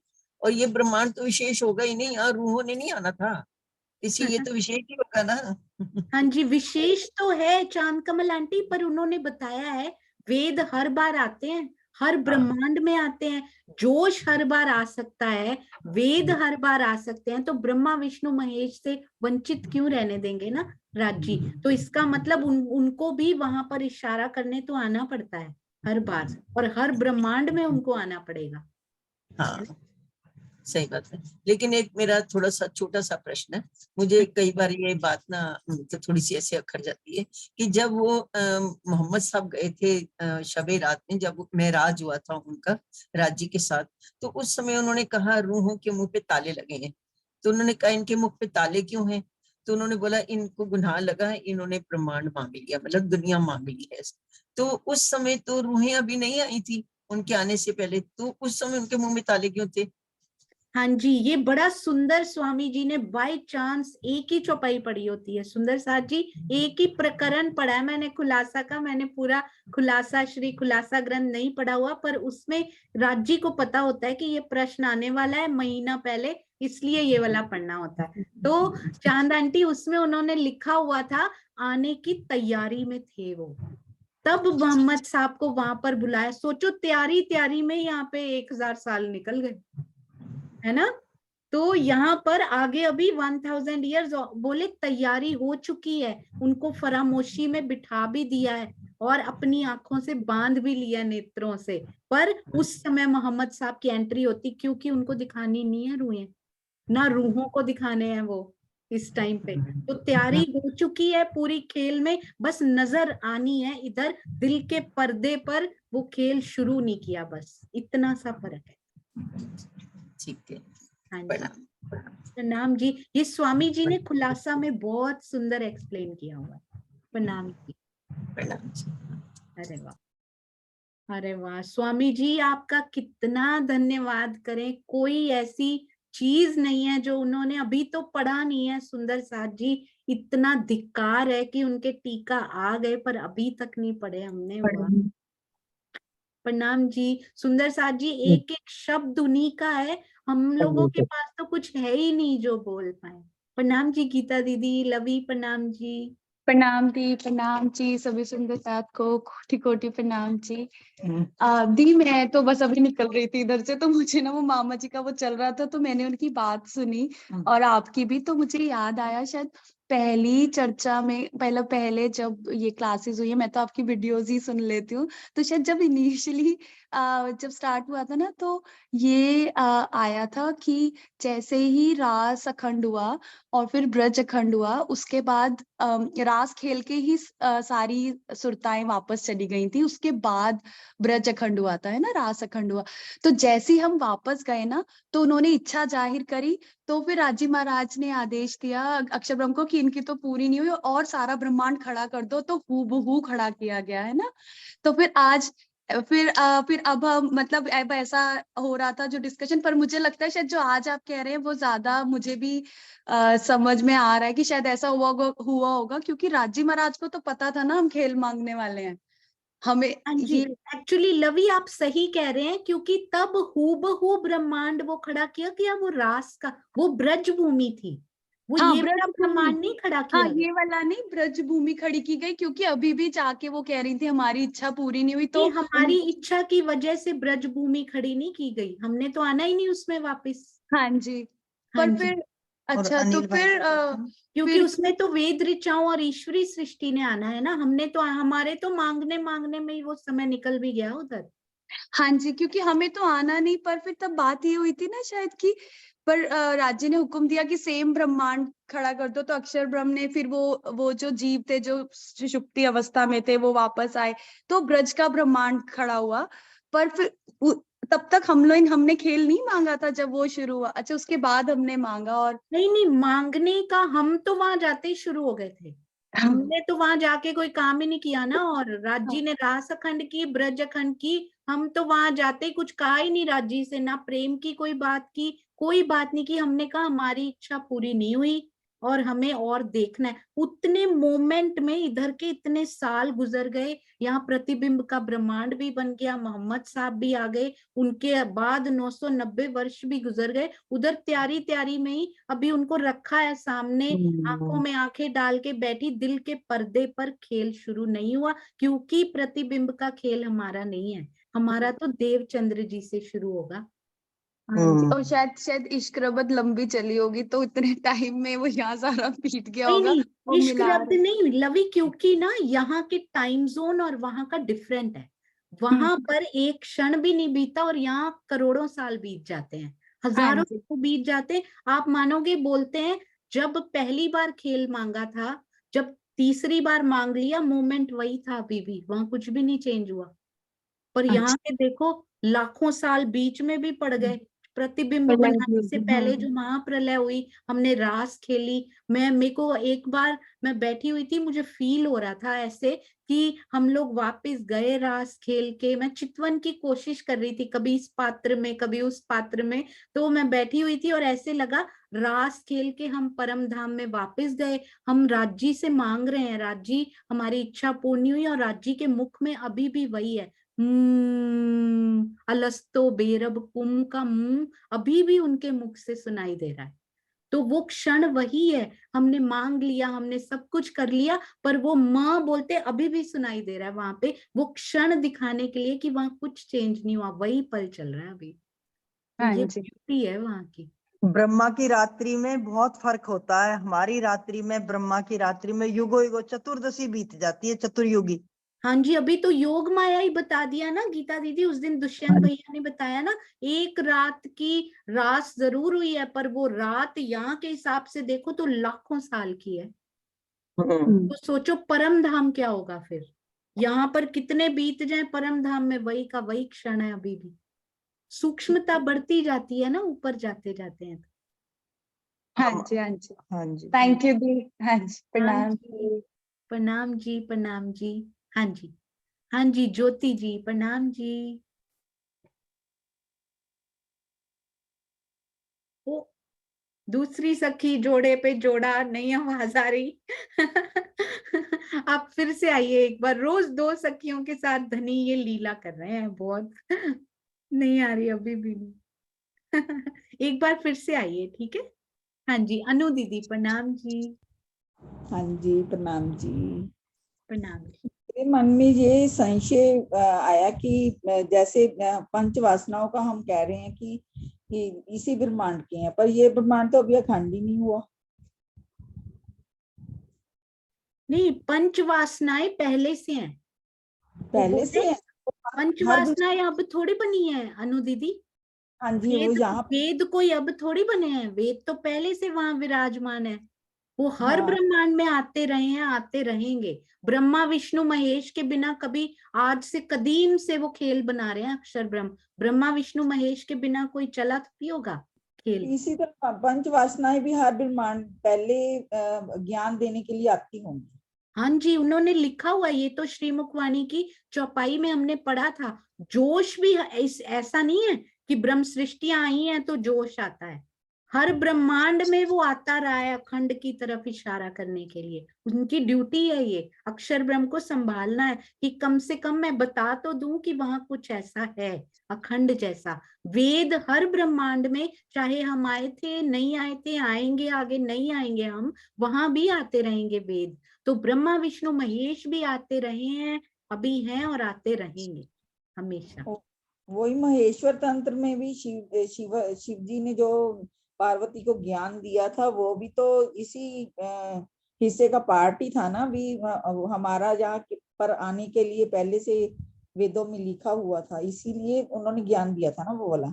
बिल्कुल, हाँ जी, इस ब्रह्मांड में कुछ स्पेशल ज्ञान आ रहा है क्योंकि इशारा उस तरफ करना है और बहुत स्ट्रांगली करना है। ये विशेष ब्रह्मांड है, बहुत सौभाग्यशाली है हम सुंदर साथ, जो तारतम ज्ञान के इन गहरे भेदों को समझ रहे हैं। और ये दुनिया, ये ब्रह्मांड बहुत सौभाग्यशाली है, 28वां कलयुग जिसमें ये सब कुछ खुल गया, यही तो विशेषता है इसमें। वही मोहम्मद साहब को भी तो तभी इसीलिए भेजना पड़ा था कि उनके मुसलमानों के को ज्ञान नहीं था कि आने वाले हैं। हाँ जी, कल मैंने कुछ पढ़ा, उसमें लिखा हुआ था सतयुग के 4 पाए होते हैं, वो 4 पे खड़ा होता है। उसके बाद होता है त्रेता, 3 त्रे इसलिए कहते हैं उसको, 3 पे खड़ा होता है वो। फिर होता है द्वापर, 2 पे खड़ा होता है। और कलयुग तो केवल 1 कर्म पे खड़ा होता है, कलयुग सिर्फ। तो सोचिए, द्वापर भी 2 पे ही खड़ा था कृष्ण जी के रूप में जब वो आए थे, और अब केवल कर्म पे खड़ा है। जितना करते जाओगे उतना उतना मिलता जाएगा। तब तो फिर भी 2 थे, है ना।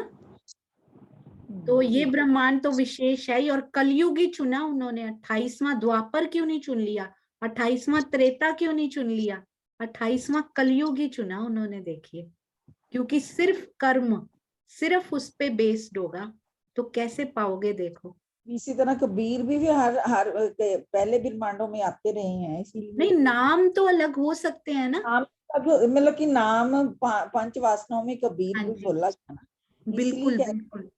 हाँ, प्रणाम जी। हाँ जी, प्रणाम जी, प्रणाम जी, बहुत सुंदर। हाँ जी, ज्योति जी आ गए, राजबाला दीदी भी आ चुके हैं। हाँ जी, प्रणाम जी ज्योति जी। वो अभी भी नहीं आ रही। आपने कुछ भी नहीं लगाया हुआ ना, ईयरफोन तो नहीं है, नहीं आ रही अभी भी। हाँ जी, राजबाला आंटी के पास चलते हैं। हाँ जी, राजबाला आंटी, प्रणाम जी। प्रणाम जी सुंदर साथ जी, प्रणाम जी, प्रणाम सबके जी, आ चरणों गई में आवाज। प्रणाम। प्रणाम अभी जी। जो एक क्वेश्चन आया था वो मैंने उसका आंसर भी दिया है कि जो महालक्ष्मी है वो उनका जिक्र कहीं नहीं होता है, महालक्ष्मी जी का कहीं भी वर्णन नहीं आता है। तो मेरे दिल से तो ये आया क्या कि महालक्ष्मी जी ने जो है खेल ही नहीं मांगा था, इसलिए महालक्ष्मी का कोई डिटेल है ही नहीं। अच्छा, फिर दूसरे जो ये अगर वहदत में हम जाएं, एकत्व में हम जाएं, तो वहां राज्य के सिवाय मार्फत में कोई नहीं है, एक राज्य है, ना 25 पक्ष है, ना महालक्ष्मी है, ना अक्षर ब्रह्म है, ना सखिया है, ना श्यामा जी। और लीला रूप में अगर हम जाएं तो ये 5 हैं। राज्य के साथ श्यामा जी भी हैं, सखिया भी हैं, अक्षर ब्रह्म भी हैं और महालक्ष्मी। और जैसे उस क्वेश्चन का वो हो ही गया कि महालक्ष्मी ने, जब ये सब एक समूह है, एक राज्य के अंदर है, एकत्व में, मार्फत में, जिसको सत्य प्रग में है, तो ये एक ही स्वरूप होते हुए लीला मात्र के लिए 25 पक्ष हैं और सब कुछ है। तो खेल में जैसे आए तो श्यामा जी और सखियां कहते लक्ष्मी क्यों नहीं आई, महालक्ष्मी तो क्योंकि लीला राज्य करते महालक्ष्मी से, वो बाल स्वभाव में अक्षर ब्रह्म नहीं करती, लेकिन वो अक्षर के अंदर आई, मेरा अपना अनुभव है। ये मैं गलत भी हो सकती हूँ, मुझे ये नहीं है कि मैं सही हूँ।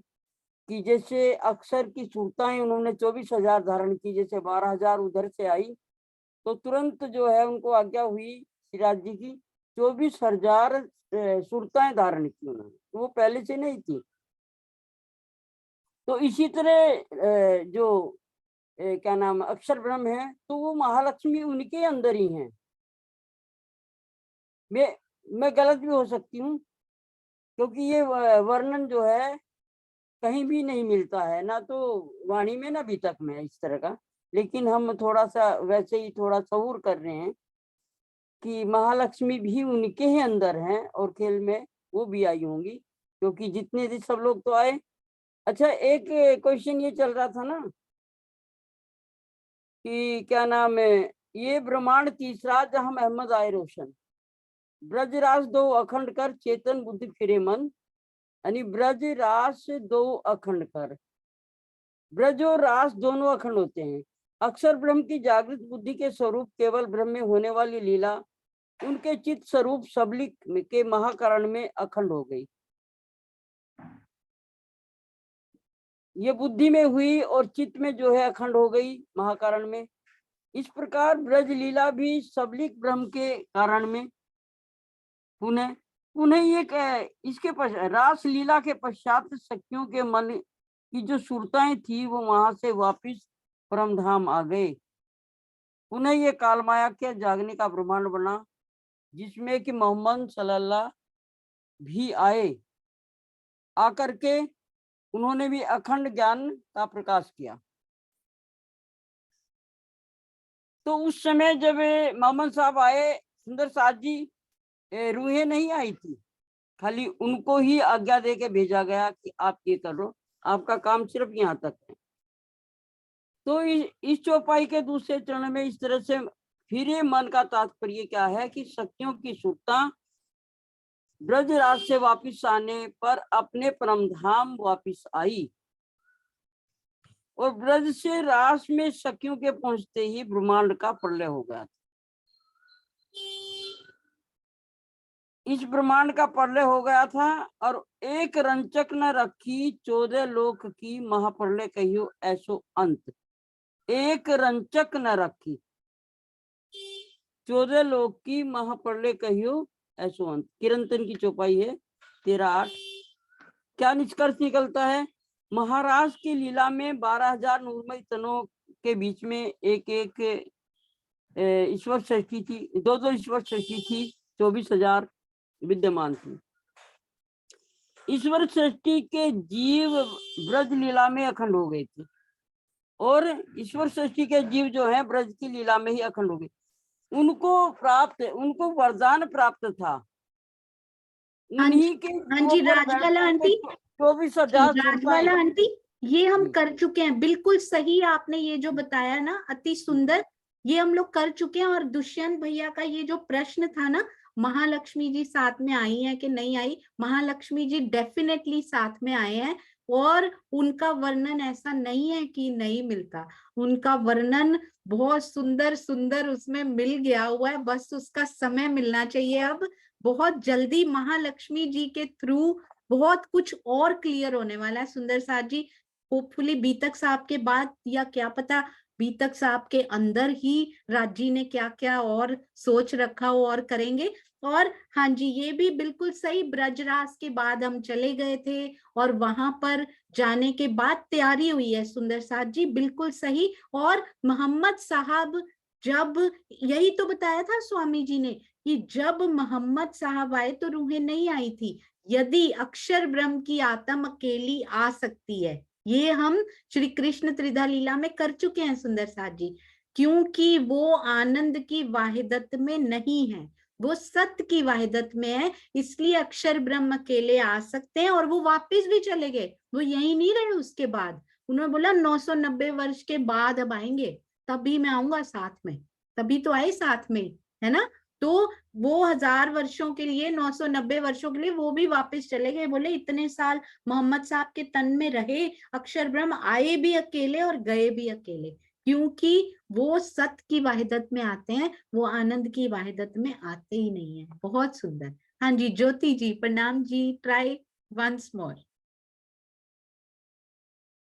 नहीं अभी भी नहीं आ रही ज्योति जी। ओ प्रणाम जी, प्रणाम जी। हाँ जी, हाँ जी, सुरक्षा आंटी और फिर श्रीनिवास अंकल और फिर जयकारा लगाएंगे। प्रणाम जी सुरक्षा आंटी। है तो इसीलिए बैठी हूँ सुन सुन के। और ये भी एक क्वेश्चन मेरा भी था कि ये जो अखंड हुई ब्रज और रास में हुई या पहले हुई, वो क्वेश्चन जी कर चुके थे। मैं भी यही पूछना चाहती कि अखंड पहले हुई या रास के बाद हुई है, ये मेरे को जरा समझा। हाँ जी, रास पहले अखंड हुई फिर ब्रज अखंड हुई। पहले रास अखंड हुई फिर हाँ ब्रज अखंड हुई। क्यों? हाँ परम धाम वापिस चले गए थे, वहां पर हमने मांगा क्या, मैं तो दुख देखा ही नहीं है। हमने पता है क्या किया सुरक्षा आंटी, हमने तो जाके मांगे करनी शुरू कर दी, हमने डिमांड्स करनी शुरू कर दी, पर अक्षर ब्रह्म ने कोई डिमांड नहीं की। वो तो बड़ा सुख ले आए थे, उन्होंने जाके अपना काम किया, उन्होंने अखंड किया उनको। हम लोग मांग रहे थे, वो अखंड कर रहे थे। मतलब ये कि रास पहले हमने खेल के और उसको अखंड कर दिया, फिर ब्रज में हम परम धाम चले गए अपनी सारी सुरताएं हैं। नहीं नहीं नहीं, ब्रज पहले हुई है सुरक्षा आंटी, हुई पहले यही तो मैं पूछ रही हूँ, यही तो पूछ रही हूँ मैं। नहीं नहीं, तो अखंड पूछ रहे हो आप, हुई पहले हाँ। है ब्रज, पर अखंड बाद में हुई। अच्छा, अखंड बाद में है। खेली पहले गई पर अखंड बाद में करी गई। अच्छा, और परम धाम हम पहले पहुंच गए थे वहां और हाँ अपने जी। हमने मांगा। हाँ, बिल्कुल, यही हम मैं पूछ रही सारे थी। बाप पहुंच गए, अक्षर ब्रह्म भी हाँ। हमारे साथ ही गए गए और अच्छा। उन्होंने अखंड किया, हमने मांगा। उनको अखंड करने के बाद और भी काम करने थे ना, उन्होंने मोहम्मद हाँ। साहब का रूप लेकर आना था यहाँ बसरी बन के, है ना, तो उनको और भी बहुत सारे कार्य हैं। हमें तो कोई काम है नहीं वहां पे, राज्य को हमने रिझाना नहीं, रिझाया नहीं उस टाइम, बस खेल मांगा और तैयारी कर ली। अक्षर ब्रह्म ने बहुत सारे काम किए उन दौरान, है ना। उस दौरान उन्होंने पूरी ब्रज रास अखंड की पूरी प्लानिंग राज्य के दिल में जो आई हुई थी उसको कार्यान्वित करना शुरू किया। मोहम्मद साहब के तन में आए, सारे ग्रंथों में भविष्यवाणियां लिखवाई उन्होंने तब, और फिर वो वापस भी चले गए। अब वो बैठे आराम से, अब जब ये जाएंगी मैं साथ में जाऊंगा। ठीक है, ठीक है। ये मेरे में क्वेश्चन था, मैंने कहा मैं पूछूंगी भाई ये ब्रज और रास पहले अखंड कौन सी रास हुई, तो मैंने कहा मैं सब बात कर ले, मैं बाद में पढ़ती। हाँ जी, प्रणाम जी, प्रणाम जी, प्रणाम जी, प्रणाम जी, प्रणाम जी। हाँ जी, श्रीनिवास अंकल प्रणाम जी। प्रेम प्रणाम जी। वो बहन जी ने कहा था ना कि प्रकृति पैदा करे ऐसे कई इंदालम। हाँ जी। ए ठौर माया ब्रह्म सबलिग त्रिगुण की परा। अरे वाह। तो ये जो है मैंने इसमें देखा है, निकल बड़ा मुश्किल से निकल के आया आज, क्योंकि वो एक्यूरेट शब्द मानता है। इसमें लिखा है कि जिस प्रकृति से 14 लोकों के इस ब्रह्मांड जैसे अनेकों ब्रह्मांड की उत्पत्ति होती है, उस प्रकृति तथा आदि नारायण का मूल स्थान सबलिक ब्रह्म के स्थूल अर्थात अव्याकृत के महाकारण में स्थित है। आगे आगे लिखा है स्वामी जी ने कि इस चौपाई में प्रकृति का तात्पर्य मोह सागर से है।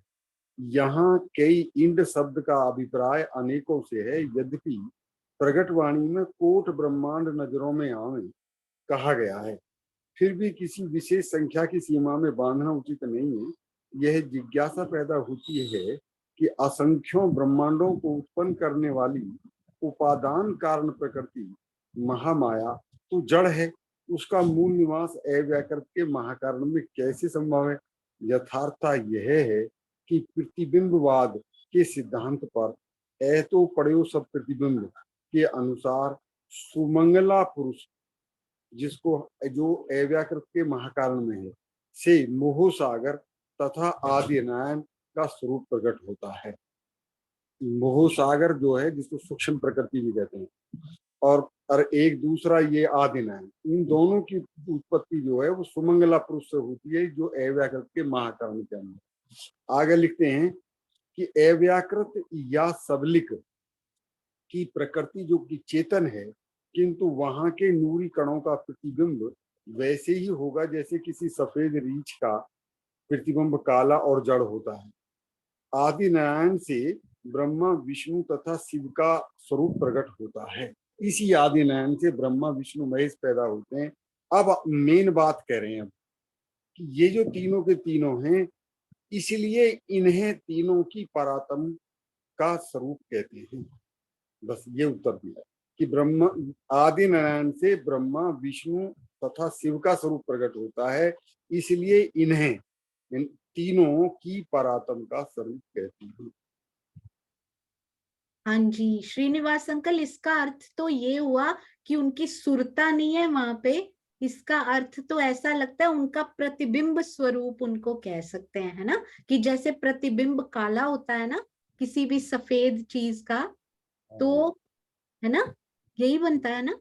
ये लिखा है इसमें काला और सफेद। हाँ जी। प्रतिबिंब का जो है ना, प्रतिबिंब पढ़ा है ये, तो वो कह रहे हैं कि आदि नारायण से ब्रह्मा विष्णु तथा शिव का स्वरूप प्रकट होता है, इसलिए श्रीनिवास अंकल आज तक ऐसा हुआ नहीं कि सुरताएं आई हूं, आज तक ऐसा कभी हुआ ही नहीं कि सुरता कोई इस ब्रह्मांड में आई हो। सुरता शब्द ही नहीं पता था, है ना। लेकिन एक माहेश्वर तंत्र में ना शिव जी भगवान ने ये तो कहा है कि उमा मैं आपकी तरह जन्मता और मरता नहीं।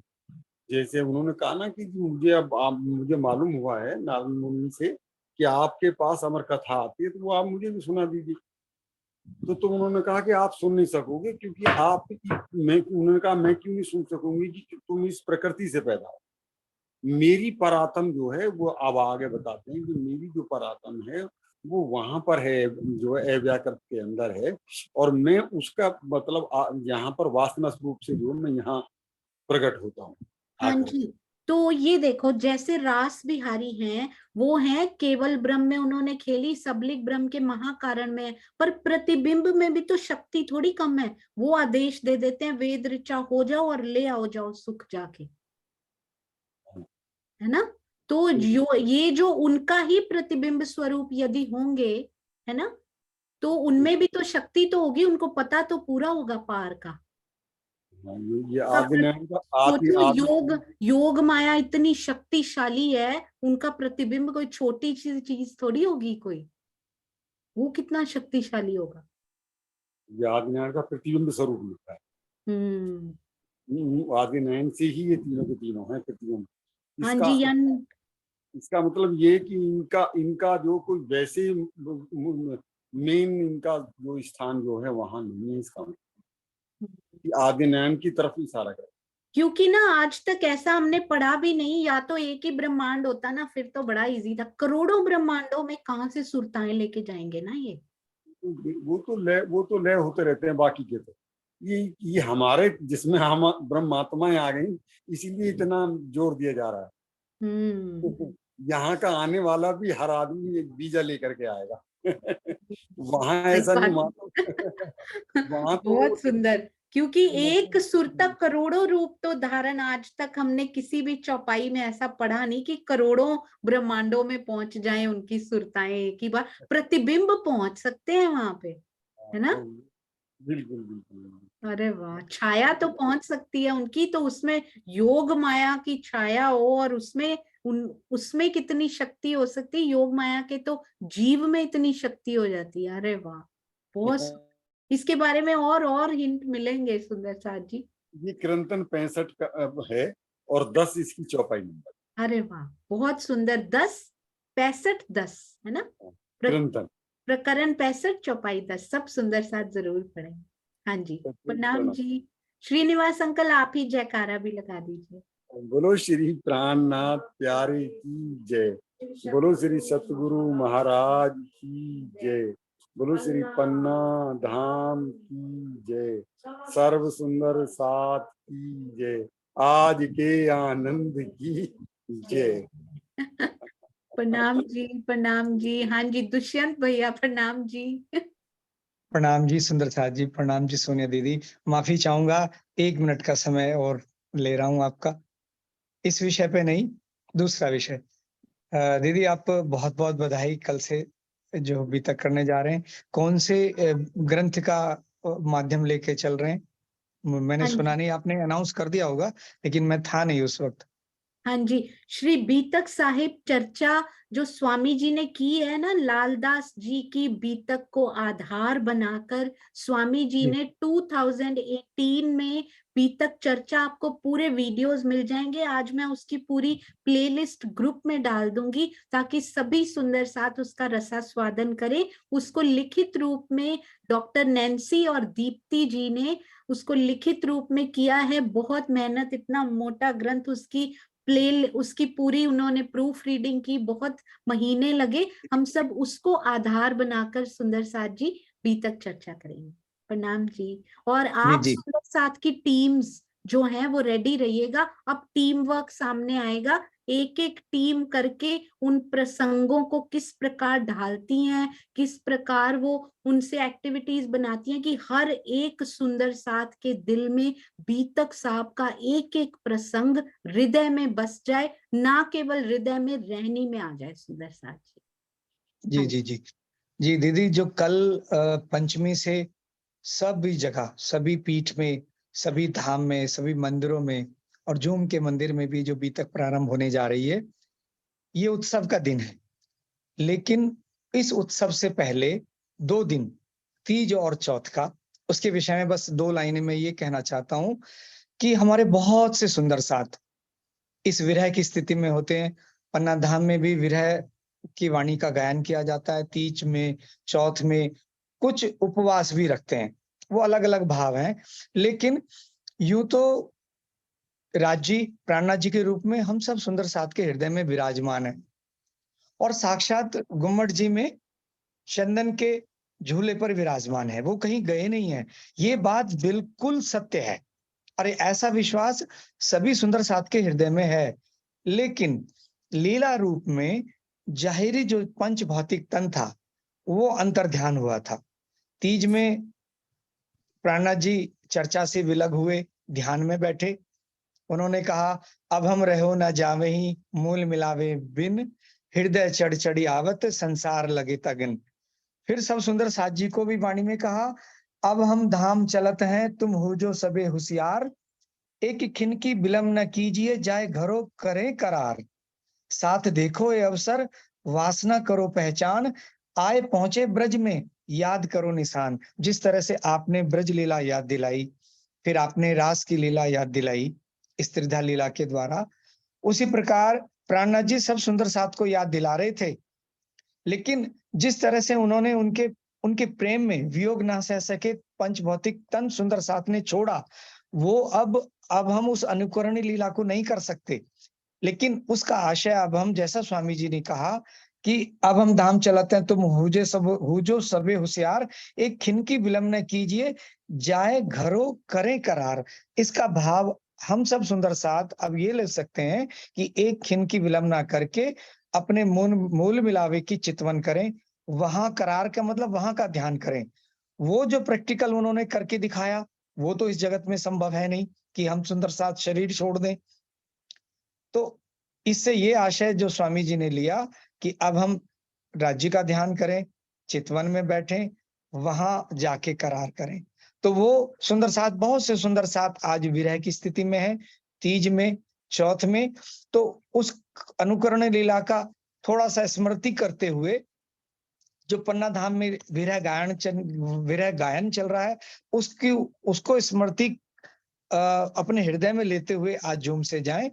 और कल को तो फिर साक्षात प्राणनाथ जी को पधरा दिया गया गुम्मट जी में और उत्सव मनाया, क्योंकि प्राणनाथ जी कहीं गए ही नहीं थे, बस उनका जो लीला ओझल हुई है।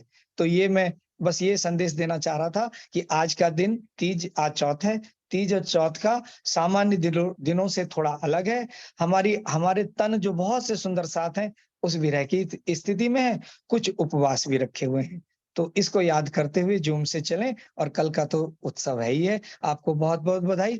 साक्षात राज्य आपके हृदय में विराजमान है, वो जो करेंगे अच्छा ही करेंगे, हमेशा अच्छा करते ही हैं। प्रेम प्रणाम जी सुंदर साथ जी। प्रणाम जी दीदी जी। प्रणाम जी। हम सबके हृदय में ये याद दिलाने के लिए कि आज कौन सा दिन है सुंदर साथ जी, उन सब सुंदर साथ को जितना दुख हुआ होगा, क्योंकि तब श्री तारतम वाणी तो आ गई थी सुंदर साथ जी, पर सामने से हमने अपने सतगुरु के तन को भी ओझल होते हुए देखा है सुंदर साथ जी। कितना दुख होता है, पता होता है कि वो हमारे हृदय में विराजमान है, पर फिर भी सुंदर साथ बहुत रोता है कि आज ये लीला हमारे सामने से छुप गई है। तो इसलिए उन सुंदर साथ के जो दुख को याद करते हुए हम सुंदर साथ स्वयं को उन सुंदर साथ के पात्र में जाकर देखें, तो कितना दुख उनको हुआ होगा कि आज धनी ने ये लीला हमसे छुपा ली है सुंदर साथ जी। तो चितवन की ओर अग्रसर हों सभी सुंदर साथ। बहुत ही सुंदर लिखा गया, कल मैं एक ही पेज पढ़ा है सुंदर साथ जी, उसी में ये सब कुछ ही लिखा हुआ था कि 1748 से 1751 तक कोई ग्रंथ नहीं उतरा सुंदर साथ जी। सिर्फ चितवन, सिर्फ चितवन, सिर्फ चितवन की ओर मोड़ा गया। मैं कल सोच रही थी धनी अगर चाहते तो 1748 में भी तन छोड़ सकते थे सुंदर साथ जी, क्योंकि कार्य जो तारतम वाणी का था वो तो उन्होंने पूरा कर ही लिया था, पर उन्होंने सुंदर साथ को दिखाना था कि इस ज्ञान को लेने के बाद कौन सा वो करना है। विरहा चितवन की ओर मुड़ेंगे तब विरहा होगा, तब उनका इश्क मिलेगा। यू वो 3 साल उन्होंने उसकी भी एग्जाम्पल हमारे सामने रखकर फिर उन्होंने तन छोड़ा सुंदर साथ जी। क्यों रखा वो उन्होंने 3 साल भी अपना तन, जबकि राज्य का कार्य जो कि तारतम वाणी थी वो हो चुकी थी। तो क्या सुंदर साथ को सिखापन दिया उन्होंने कि चितवन की ओर मुड़ चलो, उसके बिना कुछ नहीं हो सकता। इंद्रावती जी की जो आत्म है उसने भी तो उनके अंदर बिलखना था अपने धनी के लिए, पहले ही वो कितना बिलख चुकी थी, पर उनको भी फ्री होकर अब आनंद लेना था चितवन के थ्रू हर पल हर घड़ी। आप सबके चरणों में कोटान कोट प्रणाम जी। सुंदर साथ जी कल से शुरू करते हैं। धनी जी अपने आप ही कमान भी संभालेंगे, धनुष भी संभालेंगे और तरकश भी वही संभालेंगे। सुंदर साथ जी आपके चरणों में कोटान कोट प्रणाम जी। कोई भी गलती हो अपना प्रेम और आशीर्वाद ऐसे ही देकर उसको सुधारते जाइएगा। प्रणाम जी। प्रणाम जी। हाँ जी।